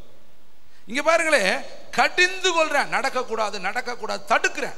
அப்போ தான் கர்த்தர் சொன்னார், அப்பாலே போ. அப்போ பேதுரு பிசாசுடைய ஆவியால் பேசுவான்னா, யோபுவுடைய மனைவி பிசாசுடைய ஆவியால் பேசுவான்னா, ஆதாமுடைய மனைவி பிசாசுடைய ஆவியால் பேசுவான்னா நம்ம வீட்டில் இருக்கிறவங்க என்ன ஆவியில் பேசுவாங்க? அப்படியே ரெவலேஷன் பரலோகத்திலிருந்து ஊத்துதாக்க இவங்க கரெக்டாக பேசுறத சொல்றதெல்லாம் அங்கே புருஷர் சொல்லிட்டாருங்க, மனைவி சொல்லிருச்சுங்க, பில்கால வச்சுக்க சொல்லிட்டாரு, சில்பால வச்சுக்க சொல்லிட்டாரு. நீ வச்சுக்கிட்டு கடைசியில் என்ன பண்ணணும்? நொண்டிக்கால போகிறேன், டக்குடி டக்குடி டக்குடி நடக்கவே முடியல. இது எதுக்கு? என்ன பெரிய ரிவலேஷன் பெற்றவளா? ராகேல் சொல்றதெல்லாம் நீ கேட்குற, உனக்கு எங்கே போச்சு சொந்த புத்தி? ஒரு நாளைக்கு ஆபிரகாம் நிச்சயமாக சந்திப்பேன், கேட்கணும், ஏண்டா சாரால் சொன்னால் நீ உடனே ராகேல ஆகார பார்ப்பியோ? இப்போ ஆகாரையும் பார்த்துட்டு சும்மா இருந்தானே இன்னொருத்தையும் பார்க்குறேன். எடுத்துக்காட்டவா? 25ஆம் அதிகாரத்தில் இருக்குது, ஒரு நிமிஷம் பாருங்க. அது நிறைய பேர் பிரசங்கிக்க மாட்டாங்க. கேத்துரால் 6 பிள்ளைங்க இருக்குது அவளுக்கு, இதான் வேதத்தில். மொத்தம் ஆபிரகாமுக்கு 8, மனைவிக்கு 1, உடன் மறுமனை ஆட்டிக்கு ஆகாருக்கு 1, கேத்துராளுக்கு எத்தனை? அதுல ஒருத்தர் தான் மீதியானியர். அந்த மீதியானியுடைய வம்சத்தை தான் மோசையுடைய மனைவி என்ன மோசைக்கு மனைவியா வர்றவ மீதியானியுடைய இனத்துக்காரி தான் வருவா. பத்தியா? சிப்போரால் மீதியானுடைய வம்சத்துக்காரி. இதை எங்கேயுமே பிரசங்கம் பண்ண மாட்டாங்க. கேத்துராளுக்கு ஆபிரகாம் அவர் உத்தமனும் சன்மார்க்கனும் அப்படி நினைச்சுக்கிறது. அவர் எப்படிப்பட்டவர் தான்? எல்லாத்தையும் கொடுத்து துரத்தி விட்டுட்டார், ஓடிடுறார். நல்லா இருக்கப்பே ஓடியே போயிரு, எல்லாம் அங்கிட்டு போய் சேர்ந்துடுறா, என்னமோ ஒன்று ஆகட்டும்னா. பழைய ஏற்பாட்டு காலத்தில் இருந்த புருஷர்கள்லாம் ரொம்ப அருமையானவங்க. கர்த்தர் சொன்னார்னா குடத்தை கொடுத்து தண்ணியோடு அனுப்பிச்சுட்ருவாங்க. போ, அவள் போட்டிருப்ப சாவை போட்டு போயிடுவா. உன்னைய நம்பி என் வாழ்க்கையை கொடுத்தா தண்ணியை கொடுத்து அனுப்பிச்சி விடுறையே. அவன் என்ன அழுவ அழுதுருப்பா போகிற வழியில். கேத்துரால் என்ன அழுவ அழுதுருப்பா. 6 பிள்ளைகளை கொடுத்துட்டு விரட்டி விடுறையா. ஆடு மாட்டை கொடுத்து நான் என்ன பண்ணுறது? எனக்கு அன்பு இல்லையே, எனக்கு சந்தோஷம் இல்லையே, என் வாழ்க்கையில் நிம்மதி இல்லையே, ஒரு கணவனோடு நான் வாழ்ந்ததாக வரலாறு இல்லையே. 25ஆம் அதிகாரத்தை வீட்டில் போய் படிச்சு பாருங்க. சரி, கர்த்தருடைய பரிசுத்த நாமத்திற்கு மகிமை உண்டாகட்டும். பேதுரு கடிந்து கொள்றார். அப்ப எப்படி இந்த துணிச்சல் வந்துச்சு? நாமும் இன்னைக்கு நெருக்கமாக பழகிட்டவங்கிறதுக்காக ஒருத்தர் கடிந்து கொள்ளலாமா? தேவ சித்தத்துக்கு விரோதமா? தேவ சித்தத்தை நடத்தி ஆகணும். கைத்தட்டி கர்த்தருக்கு நன்றி சொல்லுங்க. அன்பினால யாரையும் நிறுத்தாதீங்க. தேவ திட்டத்தை அன்பினால உடைச்சிடாதீங்க, அதிகாரத்தினால உடைச்சிடாதீங்க. தேவ சித்தத்தை செய்வதற்கு அனுமதி கொடுங்க. புருஷர்கள் போனாங்கன்னா மனைவிகள் ஜெபம் பண்ண போனாங்கன்னா அனுப்பி விடுங்க. புருஷர்மார்களே, விடிய விடிய ஜெபம் பண்ணிட்டு வா அப்படி சொல்லி அனுப்புங்க. கொண்டு வந்து விட்டுட்டு போங்க, ஜெபம் பண்ணிட்டு. அவங்க தப்பா பண்றாங்க, ஜெபம் பண்ணும் பொழுது நீங்க கூட நில்லுங்க, ஒருத்தருக்கு ஒருத்தர் துணையா இருங்க. மார்த்தாளின் ஆவி வேண்டாம். மார்த்தாளின் ஆவி என்ன சொல்லுச்சு? வந்து கவலை இல்லையா, நேராயிருச்சு, இப்படி உட்கார வச்சிருக்கிறீரு, உனக்கு கொஞ்சம் கூட மனசாட்சி இல்லையா, நானா வேலை செஞ்சுக்கிட்டு இருக்கிறேனே. ஆண்டவர் அவளையும் கடிந்து கொண்டார். நீ எந்த புத்தியில பேசுற? சுய புத்தியில பேசிக்கிட்டு இருக்கிற? நான் தேவாதி தேவனும் கர்த்தாதி கர்த்தர் வந்திருக்கிறேன், என்கிட்ட இருக்கிறத விட உனக்கு வேலை முக்கியமான கடிந்து கொண்டார். தேவையானது ஒன்றே. அவளும் சுய புத்தியில பேசினான். அதே மார்த்தால இன்னும் எப்ப சுய புத்தியில பேசினா? லாசரு வீட்டில் வந்து பேசுறா, நீர் முன்னாடியே வந்திருந்தீர், ஆனால் அவன் மரித்திருக்க மாட்டானே. சரி, இப்ப வந்த விழுப்பாடு எழுப்ப மாட்டாரா? என்னை விசுவாசிக்கிறவன் மரித்தாலும் பிழைப்பானுங்கிறாரு. பிழைப்பான், கடைசி நாளில் பிழைப்பான். பார்த்தீங்களா எப்படி புத்தி? இதெல்லாம் என்ன புத்தி? முன்னாடி வந்திருந்தா செத்திருக்க மாட்டாங்கிறா. சரி, வந்துட்டு விழுப்பாடு எழுப்புறேன்னா கடைசி நாளில் எழும்புவான். இப்போ 4 நாள் ஆச்சு. இதெல்லாம் என்ன புத்தி? நமக்கு அப்படிதாங்க. அற்புதம் நடக்கும், ஆனால் எனக்கு மட்டும் நடக்கவே நடக்காது. நான் மட்டும் இப்படியே தான் உட்காந்துருப்பேன். அவங்களுக்கெல்லாம் நடக்கும், ஏன்னா அவங்களாம் நல்லா இருக்காங்க. நமக்கு தெரியுமே நம்ம எப்படி இருக்கிறோம். நம்ம தான் ஒன்றும் ஜீரோவாக இருக்கிறோம். இங்கே பார்த்தா வீரராக இருப்போம், அங்கே வீட்டுக்கு போனால் ஜீரோவாக இருப்போம். ஏன் நடக்கலைன்னா நம்ம தாங்க கோளாறு. நம்மகிட்ட ப்ரேயர் லைஃப் சரியில்லைங்க, வேத வாசிப்பு சரியில்லைங்க, ஹோலினஸே கிடையாதுங்க, பரிசுத்தமே கிடையாதுங்க, நம்முடைய வாழ்க்கையில் செல்ஃப் கண்ட்ரோலே கிடையாதுங்க. நம்முடைய வாழ்க்கையில் இன்னும் தேவன் எதிர்பார்க்கக்கூடிய அத்தியாவசியமான சத்தியங்கள் நம்முடைய வாழ்க்கையில் கிடையாதுங்க. கர்த்தருக்காய் ஆசைக்கையில் மாதிரி நம்ம ஓடலைங்க. கர்த்தருக்காய் ஏதாவது வைராக்கியம் உள்ள பிணைக்காசா நம்ம இருக்கலைங்க. கர்த்தருக்காய் ஒரு தானியலை போல நம்ம இல்லைங்க. கர்த்தருக்காய் தாவீது போல போய் கோலியாத்து முன்னாடி நிக்கலைங்க. அதனாலதான் நம்முடைய வாழ்க்கையில பிசாசு விளையாண்டுக்கிட்டு இருக்கேன். இடம் கொடுக்குறோம். அவனுக்கு தெரியும், இவன் விட்டா மைக்கியை கொடுத்தா கத்தி பேசுவேன், பிரசங்கம் பண்ணுவேன், அல்லது ஜெபம் பண்ணுவேன், பாட்டு பாடுவேன். தனியா விட்டு பார்த்தா அவன் ஆடுற ஆட்டம் எனக்கு தானே தெரியும். அப்ப நம்ம இங்க எப்படி இருக்கிறோமோ அங்க அந்தரங்கத்துல இருக்கணும். எந்த இடத்துலயும் நிக்கணும். ஜீவனை பணைய வைக்க, ஜீவனை கொடுக்க எப்பொழுதும் நம்ம எவர் ரெடியா இருக்கணும். அப்பதான் பிசாசு வெக்கப்பட்டு போவான். அதனாலதான் வேதம் சொல்றது, பிசாசுக்கு எதிர்த்து நில்லுங்கள், அப்பொழுது அவன் உங்களை விட்டு ஓடி போவான். யாரை விழுங்கலாமோ என்று அவன் வகை தேடி சுற்றி கொண்டு திரிகிறான். இன்னும் ஒரு பகுதியை நான் சொல்லி 2 பகுதியை சொல்லி நான் முடிக்கிறேன். 2 நாளாகமம் புஸ்தகம், பழைய ஏற்பாட்டு காலத்துல 2 நாளாகமும் 14ஆம் அதிகாரம் எல்லாரும் எடுத்துக்கொள்வோம். தேங்க்யூ வண்டர்ஃபுல் தி ஹோலி ஸ்பிரிட். 14ஆம் அதிகாரம் 1வது வசனத்திலிருந்து வாசிக்கலாம். 11ஆம் வசனம். ஆசா தன் தேவனாகிய கர்த்தரை நோக்கி கூப்பிட்டு, கர்த்தாவே, பலம் உள்ளவனுக்காகிலும் பலனற்றவனுக்காகிலும் உதவி செய்கிறது உமக்கு லேசான காரியம். எங்கள் தேவனாகிய கர்த்தாவே, எங்களுக்கு துணை நில்லும். உம்மை சார்ந்து உம்முடைய நாமத்தினாலே ஏராளமான இந்த கூட்டத்துக்கு எதிராக வந்தோம். கர்த்தாவே, எங்கள் தேவன், மனுஷன் உம்மை மேற்கொள்ள விடாதையும் என்றான். அப்பொழுது கர்த்தர் அவனுக்கு உதவி செஞ்சார். அதுக்கு பின்னாடி நீங்க படிச்சு கொள்ளுங்க. முதல்ல இவன் கர்த்தரை சார்ந்து நின்னா. கர்த்தரிடத்துல போய் சொல்றான், பலம் உள்ளவனுக்கும் உதவி செய்வீங்க, பலனற்றவனுக்கும் உதவி செய்வீங்க, என் கண்கள் உமையே பார்க்குது. இவர் தான் சொன்னார். கர்த்தர் இவருக்கு உதவி செஞ்சாரு, இவருக்கு ஜெயம் கொடுத்தாரு, பெரிய வெற்றியை கொடுத்தாரு. ஆனா இதே ராஜா நீங்க 16ஆம் அதிகாரம் 2ஆம் வசனத்துக்கு வந்து பாருங்க. 16ஆம் அதிகாரம் 2 ராஜாக்கள் 2 நாளாகவும் 16:2. அப்பொழுது ஆசா கர்த்தருடைய ஆலயத்தில் ராஜாவின் அரண்மனையில் உள்ள பொக்கிஷங்களில் உள்ள வெள்ளியையும் பொன்னும் எடுத்து தமஸ்குவில் வாசம் பண்ணுகிற பெனாத்தத் என்னும் சீரியாவின் ராஜாவின் இடத்திற்கு அனுப்பி, எனக்கும் உமக்கும் என் தகப்பனுக்கும் உம்முடைய தகப்பனுக்கும் உடன்படிக்கை உண்டே, இதோ இந்த வெள்ளியும் பொன்னும் உமக்கு அனுப்பினேன். இஸ்ரவேலின் ராஜாவாகிய பாசா என்னை விட்டு விலகி போகும்படி நீர் வந்து அவனோடு செய்த உடன்படிக்கையை தள்ளி போடும் என்று சொல்லி அனுப்பினான். இப்ப பாசாங்கிற ஒருத்தர் வந்து இவருக்கு விரோதமா எழும்புறாரு. அவருக்கு துணையா யாரு போறது? இந்த சீரியாவினுடைய நாட்டில் இருக்கிற ஒருத்தர் போறாரு. அப்ப இவர் என்ன பண்றாரு? நல்லா கவனிக்கணும். தான் வீட்டில் இருக்கிற பொருள் எடுக்கல. 2ஆம் வசனத்தை பாருங்க.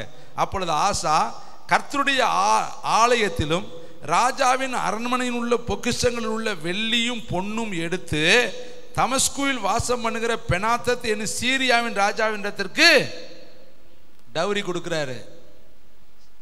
அப்புறம் வெகுமதி கொடுக்கிறாரு, லஞ்சம் கொடுக்கிறாரு. சுருக்கமா சொன்னா லஞ்சம் கொடுக்கிறாரு.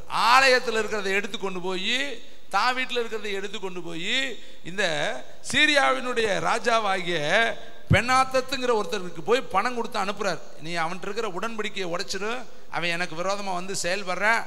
ஆனா முன்னாடி என்ன சொன்னாரு? பலமுள்ளவனுக்காயிலும் பலனற்றவனுக்காயிலும் உதவி செய்கிறேன்னு சொல்லித்தானே ஜெயம் வாங்கினாரு.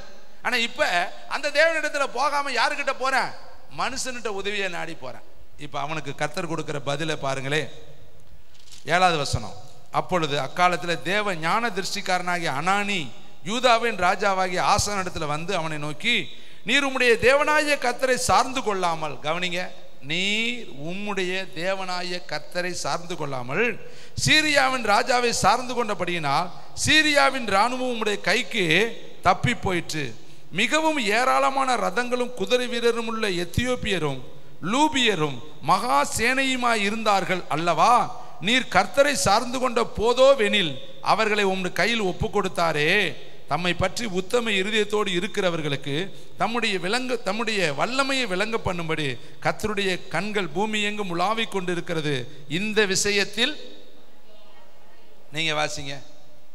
இந்த விஷயத்தில் மதி இல்லாதவராய் இருந்தீர், ஆகையால் இது முதற்கொண்டு உமக்கு என்ன தப்பு பண்ணினாரு? முன்னாடி என்ன செஞ்சாரு? கர்த்தரை சார்ந்து இருந்தாரு. இப்ப யாரை சார்ந்துகிட்டாரு? மனுஷனை சார்ந்துகிட்டாரு. இவ்வளவுதான் லாஜிக். நம்ம என்ன பண்ணணும்? ரட்சிக்கப்பட்ட பொழுது கர்த்தரே தெய்வம், கர்த்தரே தெய்வம், கர்த்தரே தெய்வம், கர்த்தரே தெய்வம், கர்த்தரே தெய்வம். இப்ப மாமனே தெய்வம், மச்சானே தெய்வம், அண்ணனே தெய்வம், தம்பியே தெய்வம், பணமே தெய்வம், வந்தவனும் தெய்வம், போனவனும் தெய்வம், அவனுக்கும் தோத்திரம், இவனுக்கும் தோத்திரம், அங்கிட்டு ஒரு கும்பிடு, இங்கிட்டு ஒரு கும்பிடு. அப்புறம் யுத்தம் வராம வேற என்ன வரும்? யோசித்து பாருங்க. நம்ம வாழ்க்கையில பழக பழக பாலும் புதுசு மாதிரி புளிக்குங்கிற மாதிரி ரொம்ப நாளா போச்சு பிரயாண வாழ்க்கையில. அதனால மதிப்பு மரியாதைலாம் கர்த்தரிடத்துல தேஞ்சு போச்சு, செருப்பு தேஞ்ச மாதிரி. அப்பெல்லாம் செபம் அப்படியே சும்மா வான வேடிக்கை மாதிரி. இப்போ பார்த்தா அந்த சீனி வெடி மாதிரி புருன்னு மாதிரி டப்புன்னு வெடிக்குது. அப்போ போனால் வானத்தை பொட்டுக்கிற மாதிரி மேலே வரையும் போய் டம்மு டம்முன்னு வெடிச்சிச்சு. இப்போ என்ன பிரதர் ஜெபம்னா? ஜெபம் பிரதர் அந்த நாளில் நான் பண்ணினேன் பார்த்தியா, அது மாதிரி இல்லை பிரதர். ஏதோ நான் உண்டு, என் ஜெபம் உண்டு, நான் உண்டு, என் மனைவி பிள்ளை உண்டு, ஏதோ போனோமா வந்தோமா, ஏதோ வந்து வாழ்ந்துக்கிட்டு இருக்கிறோம். இப்படி இழுத்தாகனாவே போச்சு. அங்கே பீஸ் போயிடுச்சான், வண்டி இல்லைன்னு அர்த்தம். என்ன ஜெபம்னா 5 மணி நேரம் பண்ணினேன்னு சொல்லணும், 5 மணி நேரம் பைபிள் படிச்சேன்னு சொல்லணும். இன்னும் அந்த 1 மணி நேரத்தை தொடுறதே இழுத்துக்கிட்டு எத்தனை வருஷம் தாங்க இப்படி? ஒரு வருஷத்துல கிட்டத்தட்ட என்னுடைய கணக்குப்படி பார்த்தா 10 மூட்டையாவது அரிசி நீ சாப்பிட்டுருப்ப. பருப்பு, அரிசி, காய்கறி சாப்பிட்டதை எண்ணிப்பார். 3 நேரம் வெளுத்தி கட்டுறான். ஆனா ஒரு வருஷத்துல நீ பண்ணின ஜெபம் 365 மணி நேரமாவது பண்ணிருப்பியா? ரியலியை யோசித்து பார். 24 மணி நேரம் உனக்கு கொடுக்குறாரு. ஆனா எவ்வளவு நேரம் வேதத்தை படிக்கிற, எவ்வளவு நேரம் ஜெபம் பண்ற, எவ்வளவு நேரம் ஊழியம் செய்யற? பிராக்டிக்கலா நீ கடந்து வா. ஆண்டவர் உன் கணக்கை என்கிட்ட கொண்டுட்டு வான் பாரு. வாப்பா வாப்பா, நியாயம் பேசுவோம், உனக்கு எனக்கு வழக்க தீப்போம், நியாயத்தை கேட்போம். நீ என்னை குறை சொல்லிக்கிட்டே அலைகிறிய, நான் உன்னை கேட்கலைங்கிறிய. நீ என்னைக்கு என்கிட்ட உட்கார்ந்த? என்னைக்கு நீ என்கிட்ட வந்து என்னை அலட்டுன? தம்மை பற்றி உத்தம இருதயத்தோடு இருக்கிறவர்களுக்கு தன்னுடைய வல்லமையை விளங்க பண்ணும்படி கர்த்தருடைய கண்கள் இரவும் பகலும் அவர்கள் மேல நோக்கமாக இருக்குதே. நீ உத்தம இருதயத்தோடு என்கிட்ட வந்தியான்னு கேட்கிற. இன்னைக்கு வழக்காடுவோம், வாங்க உன் காரியத்தை என் காரியத்தை என்கிட்ட கொண்டு வா, நம்ம பேசுவோம். கர்த்தர் கேட்கிற, யோபு கிட்ட கேட்கிறாரு, நான் வானத்தை வட்டனை எடுக்கல, நீ எங்கப்பா இருந்த? சமுத்திரத்துக்கு எல்லை குறிக்கிறப்ப நீ எங்கப்பா இருந்த?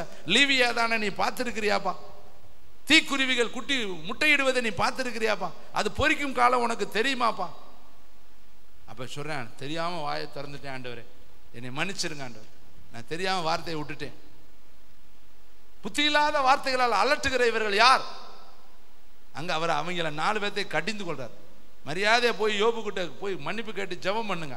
அவன் ஜெபம் பண்ணாதான் நான் உங்களை என்ன பண்ணிப்பேன், மன்னிப்பேங்கிறார். நம்மளும் நம்ம நீதியை ஆண்டவர்கிட்ட கொண்டு வர்றது. என்னத்தை நீங்க செஞ்சிட்டீங்க? நான் இவ்வளோ நாளாக 3 நாள் பாஸ்டிங் போட்டேன், 2 நாள் ஜெபம் பண்ணேன், அன்னைக்கு நான் ஜெபம் பண்ணேன், இன்னைக்கு ஜெபம் பண்ணேன். உன் ஜீவனுக்காக இதை விட நீ இன்னும் ஜெபிச்சிருக்கணும். எத்தனை பேர் உன் வயசு உள்ளவன் செத்து கல்றையில் உலர்ந்த எலும்புகளா போயிட்டானே, பேரே அட்ரஸ் இல்லை, அவன் பிள்ளைகளா ரோட்டில் அனாதே அலையுதே, அவன் உருக்குலைஞ்சு போயிட்டானே. எத்தனை பேர் இந்த உலகத்தில் அட்ரஸ் எல்லாம் கண்ணீர் அஞ்சலி தெரியுமா? 1 மணி நேரம் வெளியூருக்கு போயிட்டு உங்க உள்ள வந்தால் எத்தனை கண்ணீர் அஞ்சலி. விமான விபத்துகள் எத்தனை, கப்பல் விபத்துகள் எத்தனை, ரயில் விபத்துகள் எத்தனை, பேருந்து விபத்துகள் எத்தனை. ஹோட்டலில் உட்காந்து ஒருத்தர் சாப்பிட்டுக்கிட்டு இருக்கேன், அதை பார்த்தா அந்த இதில் போடுறேன் லைவில், அப்படியே உட்காந்துருக்கிறேன், டபக்குன்னு கீழே விழுந்தேன், சேர்த்து போயிறேன். எத்தனை மரணங்கள். ஆனால் நம்ம எத்தனை நேரம் உருண்டு எழுந்துச்சாலும் கர்த்தர் நமக்கு ஜீவனை வச்சிருக்காரு. கைத்தட்டி கர்த்தர். இது காரணம் என்னது? நம்ம பலமா? ஜீவனை கையில் நம்ம பிடிச்சிருக்கிறோமா? என்ன கொள்ள பேர் கை தட்ட மாட்டீங்க? கைத்தட்டு எனக்கு இல்லை, கர்த்தருக்கு தட்டுங்க. ஜீவனோடு இருக்கிறோம்னா கர்த்தருடைய கிருபை. மரணம் உன்னை தொடாதபடி கர்த்தருடைய பாதுகாப்பு யோபு வீட்டை போல உன் வீட்டை சூழ்ந்து இருக்கிறது. கிருபை, இறக்கம். காலையில இருந்து கண்ணை திறந்தேன்னா கிருபங்க, ராத்திரிக்கு படுக்க போனேன்னா கிருபங்க, ராத்திரியில் உன் ஹார்ட் ஓடிக்கிட்டு இருக்குன்னா கிருபங்க. எங்க பிறந்த நாள்ல இருந்து இந்த நாள் வரை அந்த ஹார்ட் இப்படியே பம்ப் பண்ணிக்கிட்டே இருக்குதுங்க, ரத்தம் ஓடிக்கிட்டே இருக்குங்க. ரத்தம் நின்றுச்சுன்னா நீ அவுட்டுங்க. உன் கிட்னி 2 செயல்படுதா? கிருபை. உன் நுரையீரல் செயல்படுதா? கிருபை. உன் கண்ணு பாக்குதா? கிருபை. எத்தனை பேர் இந்த உலகத்தில் பார்வையில் தெரியுமா? எத்தனை பேருக்கு மைண்டு செயல்படல தெரியுமா? எத்தனை பேர் கிட்னி ஃபெயிலியர் தெரியுமா? எத்தனை பேர் ஊனம் உள்ளவர்கள் தெரியுமா? எத்தனை பேர் சப்பானி தெரியுமா? எத்தனை பேர் பேச முடியாதவன் தெரியுமா? எத்தனை பேர் 2 கண்ணு இல்லாதவன் தெரியுமா? நீங்க திண்டுக்கல் பக்கத்தில் ஒரு கேம்ப் இருக்காங்க, போய் பாருங்க. கணவன் மனைவி 2 பேத்துக்குமே கண்ணு தரும். ரோடுகளில் பிச்சை எடுக்கிறாங்க, பாட்டு பாடுறாங்க, இருக்கிறாங்க. எவ்வளவோ கோடிக்கணக்கு உனக்கு எல்லாம் கொடுத்துருக்கிறார். ஆனால் இன்னும் நம்ம குறை சொல்லிக்கிட்டே இருக்கிறோம். அது நடக்கலை, இது நடக்கலை, வானத்தை பிடிக்கல, பூமியை பிடிக்கல, எனக்கு அதை செய்யலை. உனக்கு 2 கண்ணு கொடுத்துருக்காரு, காலு கொடுத்துருக்கிறார், நடக்க வச்சிருக்கிறார், பேச வச்சிருக்கிறார், சாப்பிடு. எத்தனை பேர் தெரியுமா சாப்பிட்டுட்டு செரிக்கல, மாத்திரையை போட்டுக்கிட்டு இருக்கேன். எத்தனை பேர் ராத்திரியில் கொட்டை முழிச்சுட்டு இருக்கேன் தெரியுமா? தூக்கம் வரல. நீ வாயை படுக்கும் பொழுதே வாயை பொழந்தேனா விடியால தானே உன்னை எழுப்ப வேண்டியதாக இருக்கு. நல்ல தூக்கம். அதுக்கு ஒரு வசனம் இருக்கு, கர்த்தர் தமக்கு பிரியமானவனுக்கு அயர்ந்த நித்திரை தர. இது ஒரு வசனத்தை மட்டும் இப்படி வசனம்லாம் பிடிச்சி வச்சுக்கிறது. உன் விளைவின் முதற் பலனை ஆலயத்துக்கு கொண்டு, அப்படி வசனம்லாம் எடுக்காதீங்க பிரதர். அப்படி வசனம் நமக்கு பிடிச்ச வசனமா செலக்ட் பண்ணி வச்சுக்கிறது. சில வசனங்களை கை கொள்ள முடியாத வசனத்தை விட்டுறது. அதை பற்றி பேசாதீங்க பிரதர், அதெல்லாம் அங்கிட்டு வச்சுக்கோங்க. பிரியமானவனுக்கு அயர்ந்த நித்திரை தருகிறார். இப்படி வசனத்தை செலக்ட் பண்ணி வச்சுக்கிட்டா நம்ம எப்படி கர்த்தர் ஆசீர்வதிப்போம் சொல்லுங்க? உத்தம இருதயத்தோடு இருக்கிறவர்களுக்கு. எனக்கு வேதத்தில் ரொம்ப பிடிச்ச அந்த வசனம், அட்டிக்கு ஒரு முறை என் ஜெபத்தில் சொல்லுவேன். தம்மை பற்றி உத்தம இருதயத்தோடு இருக்கிறவர்களுக்கு தம்முடைய வல்லமையை வெளிப்படுத்தும்படி கர்த்தருடைய கண்கள் பூமி எங்கும் உலாவிக்கிட்டே இருக்கு. உலாவுது.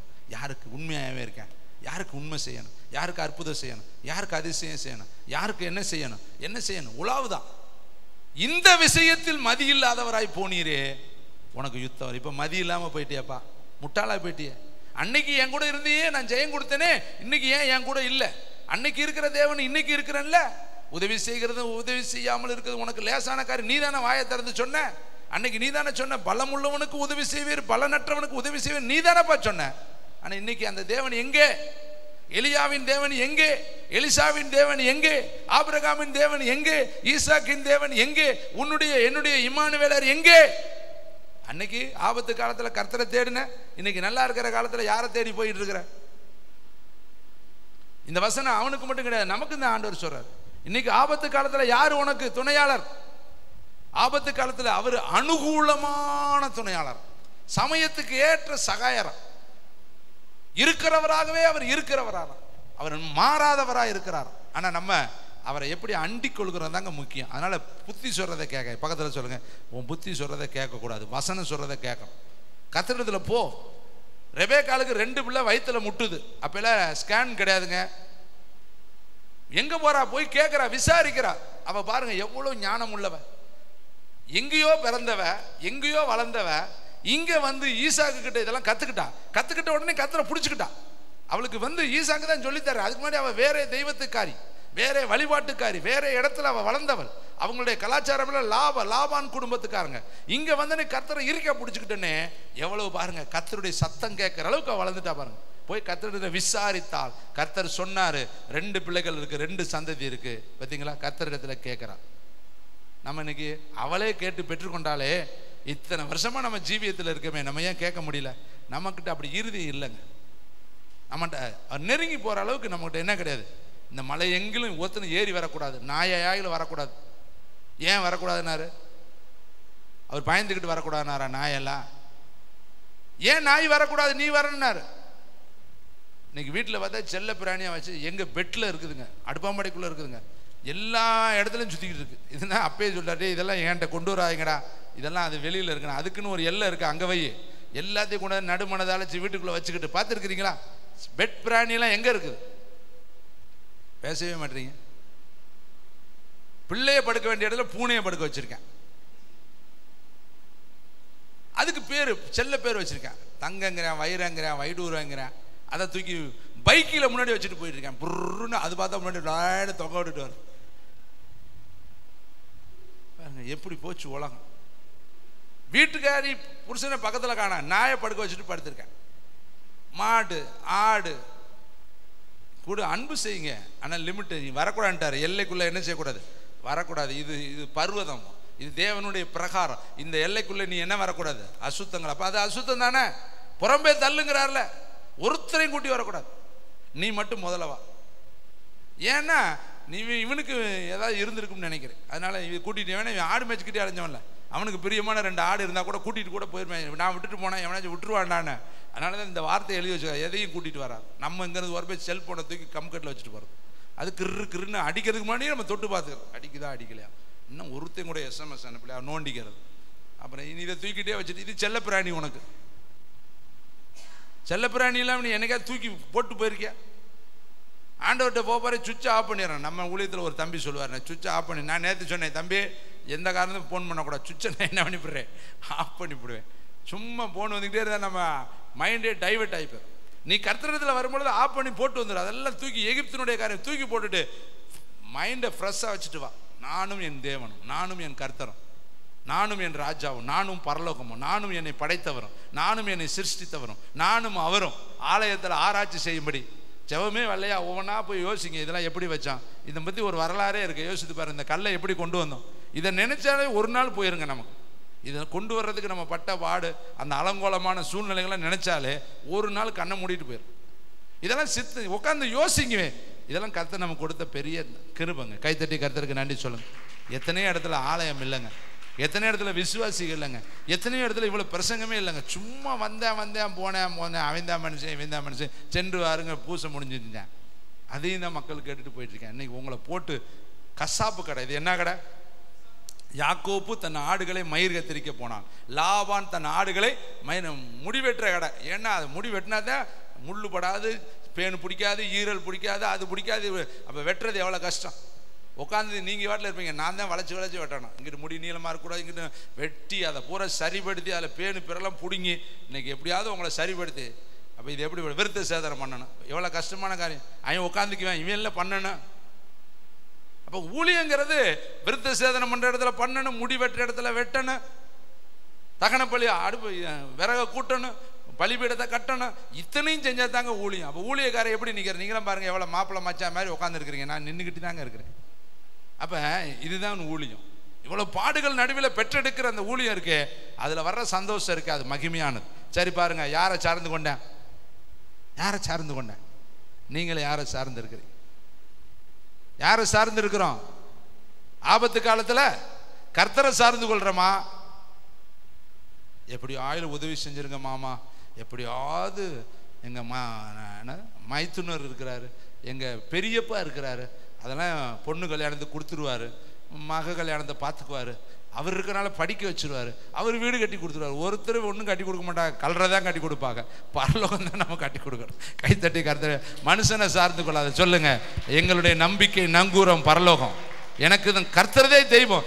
பிள்ளையை கொடுத்தவர் ஆசீர்வதிப்பார். பிள்ளைகளை எனக்கென்று வளர்த்துட்டு நான் உனக்கு என்ன கொடுப்பேன். நம்ம நம்பிக்கை யாராவது ஒரு மனுஷன் மேலே வச்சுக்கிறது. ஆபத்து காலத்தில் ஒரு மனுஷன் வரவே மாட்டாங்க. ஆபத்து காலத்தில் மனுஷனுடைய உதவி விருதா, யாருமே வரமாட்டாங்க. நீங்கள் அவசரத்துக்கு கூப்பிட்டு பாருங்களேன், ஒருத்தர் வரமாட்டாங்க. எல்லாத்துக்கும் ஒரு வேலை இருக்கு. இப்போ நேற்று என்னை கூப்பிட்டு தான் வருவேனா, எத்தனை கோடி போனவன சுவிட்ச் ஆஃப் பண்ணிட்டு பேசாமல் படுத்துக்கிட்டேன். ஏன்னா நான் இருக்கிறது அங்கே வந்து சேர்றதே பெரிய பாடாக இருந்துச்சு. நான் ஏதாவது கூப்பிட்டா பாருங்க, ஐயா வரமாட்டேன்ட்டாரு, ஐயா இப்படி சுவிட்ச் ஆஃப் பண்ணிட்டாருன்னா, ஐயா எங்கே இருக்கிறேன், நான் மனுஷன் தானே, ஒரு இடத்துல தானே இருக்க முடியும். 24 மணி நேரத்தில் 24 இடத்துல இருக்கிறவர் ஒரே ஒருத்தர் தான், கர்த்தராகிய இயேசு. அவரை தான் நீ கூப்பிடணும். அவர் தான் அவைலபிளாக இருப்பார். அவர் தான் உன்னுடைய சத்தத்துக்கு ரெடியாக நிற்பார். அவர் தான் ஓடி ஓடி வருவார். நாங்கள் ஒரு மனுஷர்கள் எங்கேயாவது ஒரு இடத்துல இருந்தால் இன்னொரு இடத்துக்கு போகவே முடியாது. ஆனால் நீங்கள் அவரை தான் கூப்பிடணும். ஒரு நாள் மனுஷனுக்கு ஃபோன் பண்ணக்கூடாது. ஹல்லேலூயா. கடைசியா சீசர்கள், கடைசி வார்த்தை முடிக்கிறேன். லூக்கா 24:22 எல்லாரும் எடுத்து, எல்லாரும் வயதில் முதிர்ந்த நிறைய பேர் களைப்பாக இருக்கிறீங்க. ஆனால் கிருபையுள்ள காலத்தில் வசனத்தை கேளுங்க. உலகம் நம்மளோட எப்பயும் இருக்காது, கர்த்தருடைய வார்த்தை நம்மளோட எப்பொழுதும் இருக்கும். 24:22 லூக்கா 24:22 வாசிப்போமா? ஆனாலும் எங்கள் கூட்டத்தை சேர்ந்த சில ஸ்திரீகள் அதிகாலமே கல்லறையிடத்தில் போய் அவருடைய சரீரத்தை காணாமல் திரும்பி வந்து, அவர் உயிரோடு இருக்கிறார் என்று சொன்ன தேவதூதரை தரிசித்தோம் என்று சொல்லி எங்களை பிரமிக்க. இவர்கள் சீசர்கள், பேர் வேத எம்மா ஊர். இவர்களுக்கு என்ன பிரமிப்பு இருக்கு? அவர் தான் உயிர் தெளிவேன்னு சொல்லிக்கிட்டே இருந்தாரு. அப்ப இதெல்லாம் கேட்கவே இல்லையா அந்த பயக? எத்தனை முறை பிரசங்கம் பண்ணியிருக்கிறார். அப்ப இவர்களுக்கு எப்படி இது பிரமிப்பா இருக்கும்? அப்ப அந்த வார்த்தையை விசுவாசித்திருந்தாருன்னா அவர்களுக்கு என்னவா இருக்காது? பிரமிப்பு இருக்காது இல்லையா? அப்ப இவங்க கேட்டதெல்லாம் சும்மா கேட்டிருப்பாங்க போல. ஸ்திரீகள் அதிகாலமே கல்லறையில் இடத்துல போய் கல்லறை திறந்திருக்குது, அவர் உயிர் திறந்துட்டான்னு வந்து சொன்னா இவர்களுக்கு அது எப்படி இருக்குதா? பிரமிப்பா. எப்படி பிரமிப்பா இருக்கும்? அப்ப இவங்க நம்பிக்கை எப்படி, இவங்க மூளை என்ன சொல்றது? அதெல்லாம் சாத்தியக்கூறு கிடையாது. இது எப்படி நடக்கும்? இது எப்படி நடக்கும்? புருஷனை அறியானே, புருஷனு கிழவனா போயிட்டானே, அவ கிளவியா போயிட்டாளே, வழிபாடு நின்று போச்சே, இது எப்படி ஆகும்? இது எப்படி ஆகும்? இது எப்படி கல்லறை திறக்கும்? எப்படி உயிரோடு வருவார்? எங்களை பிரமிப்பா இருக்குது. கூட அவர் தாங்க வந்துகிட்டு இருக்கிறார். அவர்கிட்டயே பேசிக்கிட்டு இருக்கேன். அவர் பக்கத்துல தான் இருக்கிறார். நம்மளும் பக்கத்துல அவர் தான் வந்திருப்பாரு. அவர்கிட்டயே சொல்லுவோம், எங்களுக்கு செங்கடல் பிளந்தது கொஞ்சம் விசுவாசிக்க கஷ்டமா இருக்கு, எப்படித்தான் இது நடந்திருக்குமோ அப்படி நினைக்கிறீங்களா?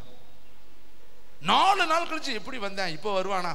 அன்னைக்கு பிரதர், இன்னைக்கு அதே தேவன் இன்னைக்கு இருக்கிற, விசுவாசித்தால் நடக்கும். அன்னைக்கு செஞ்சவர் இன்னைக்கு செய்வாரு. நம்ம பாஸ்ட மட்டும் பார்க்க கூடாது, பிரசன்ட்லயும் அவர் செய்ய வல்ல, ஃபியூச்சர்லயும் அவர் செய்ய வல்லமையுள்ளவர். தேவனால் எல்லாம் கூடும். இதை வார்த்தையா நீங்க பார்க்காதீங்க, அதில் வல்லமையா நீங்க பாருங்க. கைத்தட்டி நம்ம நினைக்கிறது எழுதப்பட்டதா பார்க்காதீங்க, ரியலியா பாரு. இப்பொழுது கர்த்தர் செய்ய யாரா இருக்கிறாரு? வல்லவரா இருக்கிறாரு. இவங்களை பிரமிக்க வேண்டிய அவசியமே இல்லையே. எதுக்கு இவங்க பிரமிக்கணும்? ஏற்கனவே சொல்லிட்டார்ல, நம்பணும்ல, விசுவாசிக்கணும்ல, கர்த்தரை துதிக்கணும்ல. அவங்களுக்கு என்ன பதில் சொன்னார் தெரியுமா? கர்த்தர் கடிந்து கொண்ட விதத்தை பாருங்களே. வசனத்தை வாசிக்கும். அப்பொழுது அவர் 25 அவர்களை நோக்கி, தீர்க்கதரிசிகள் யாவையும் சொன்ன யாவையும் விசுவாசிக்கிறதுக்கு புத்தி இல்லாத, என்ன ஆயிருது? எத்தனை முறை சொன்னாலும் சொல்றவன் சொல்லிக்கிட்டே இருறா, கேட்கறவன் கேட்டுக்கிட்டே தான் இருப்பான். இதனாலதான் யோவான் ஸ்நானன் ஒரு நாளைக்கு கூட்டிட்டு வந்து விடணும். அவன் பிரசங்கம் பண்ணான்னு என்ன, விரியம்பாப்பு குட்டியே அப்படி பிரசங்கம் பண்ணுவேன். பவுலை கூட்டிட்டு வந்து விட்டோம்னா புத்தி இல்லாத கலாத்தியரேன்னு பிரசங்கம் பண்ணுவேன். ஏசப்பாவை கூட்டிட்டு வந்து விட்டா எப்படி பிரசங்கம் பண்ணுவேன்? விபச்சாரிகளே, விபச்சாரக்காரர்களே. நம்ம பிரசங்கம் அன்பே சகோதரரே சகோதரியே, தாயே தகப்பனே, எப்படி இருக்கும் பிரசங்கம்? அப்படி நல்ல சொகுசா பிரதர் தாயேங்கிறார். தாய்க்குரிய மரியாதை அவர் கொடுத்துருவார். என்னை அவர் கடிந்து கொள்ளவே மாட்டார்.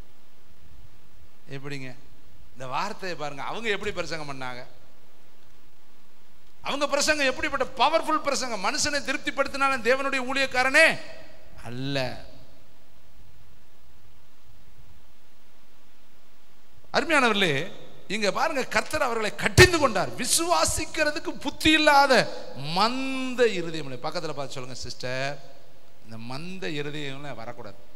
அப்பனா என்ன அர்த்தம்? சுய புத்தியில் இருக்கிறேன்னு அர்த்தம். எப்படி இது நடக்கும், எப்படி இது நடக்கும், எப்படி நடக்கும், எப்படி பிரமிப்பா இருக்கு. கல்லறை திறந்துருக்குது, ஏன் கல்லறை திறக்காதா? ஏற்கனவே லாசருக்கு திறந்து காண்பித்திருக்கிறார்ல, அப்பெல்லாம் கூட தானே நின்றுட்டு இருந்தாங்க. என்னத்தை பார்த்தாங்க? 2 மீன் 5 அப்பத்தையும் அள்ளி அள்ளி கொடுத்தாரு, சாப்பிட்டாங்களே. அன்னைக்கு என்னத்தை பார்த்தேன்? குருடனை சோமாக்குனாரு, என்னத்தை பார்த்தேன்? செத்தவனை எழுப்புனாரு, பாடையில் போனவனை எழுப்புனாரு. எல்லாம் இவங்க தானே கூட இருந்தாங்க. எல்லாத்தையும் பார்த்துவிட்டு இவன் இருதயம் என்ன இருதயம்? வந்தவங்கெல்லாம் அபிஷேகத்தில் உருளாங்க, நம்மளுக்கு பார்த்துக்கிட்டே தான் இருப்பேன். ஆனால் நம்ம உருளுங்கிற எண்ணம் வரவே வராது. வந்தவெல்லாம் அபிஷேகத்தில் அந்நிய பாஷையில் பேசிக்கிட்டு இருக்கேன், ஆனால் நம்ம பேசணும்னு இல்லை, இடர்லாம் இருக்காது. எல்லாம் கைத்தட்டி பாட்டு பாடி ஆவியில் நிரம்பி கண்ணை மூடி அடிச்சு பரலவும் போய் சேரதை விட்டுட்டு நம்ம ஒருத்தருக்கு ஒருத்தர் வேடிக்கை பார்த்துக்கிட்டு கூச்சப்பட்டுக்கிட்டு இருந்தோம்னா எப்படி ஆகும்? இங்கே பாருங்களேன், கர்த்தர் சொல்ற பிரமிப்புக்கு இதை என்னால் கிரகிக்கவே முடியல. விடியால இருந்து என்ன இவனுக்கு பிரமிப்பு? கூடயே இருந்தவனுக்கு இத்தனை பிரமிப்பை பார்க்கலையாவே? கர்த்தர் சொல்ற மந்த இருதயம் உள்ளவனாடா நீ. கூடையே வந்து பிரசங்கம் பண்றார். மந்த இருதயமா? இன்னைக்கு என்ன இருதயம்னு உங்களுக்கு எனக்கு தான் தெரியும். சுய புத்தியில் இருந்தா நீ மந்த இருதயம். தேவ புத்தியில் நீ இருந்தேனா உன்னுடைய இருதயம் அனல் கொண்ட இருதயம். எல்லாரும் எளிமை பரலோகத்துக்கு நேரம் நிற்போம். கர்த்தர் மகிமை அடைவாராக. நல்ல பிதாவே, நீர் கொடுத்த வார்த்தைக்காய் ஸ்தோத்திரம். கர்த்தர் மகிமை அடையும். இயேசு கிறிஸ்துவின் நாமத்தில் ஆமென்.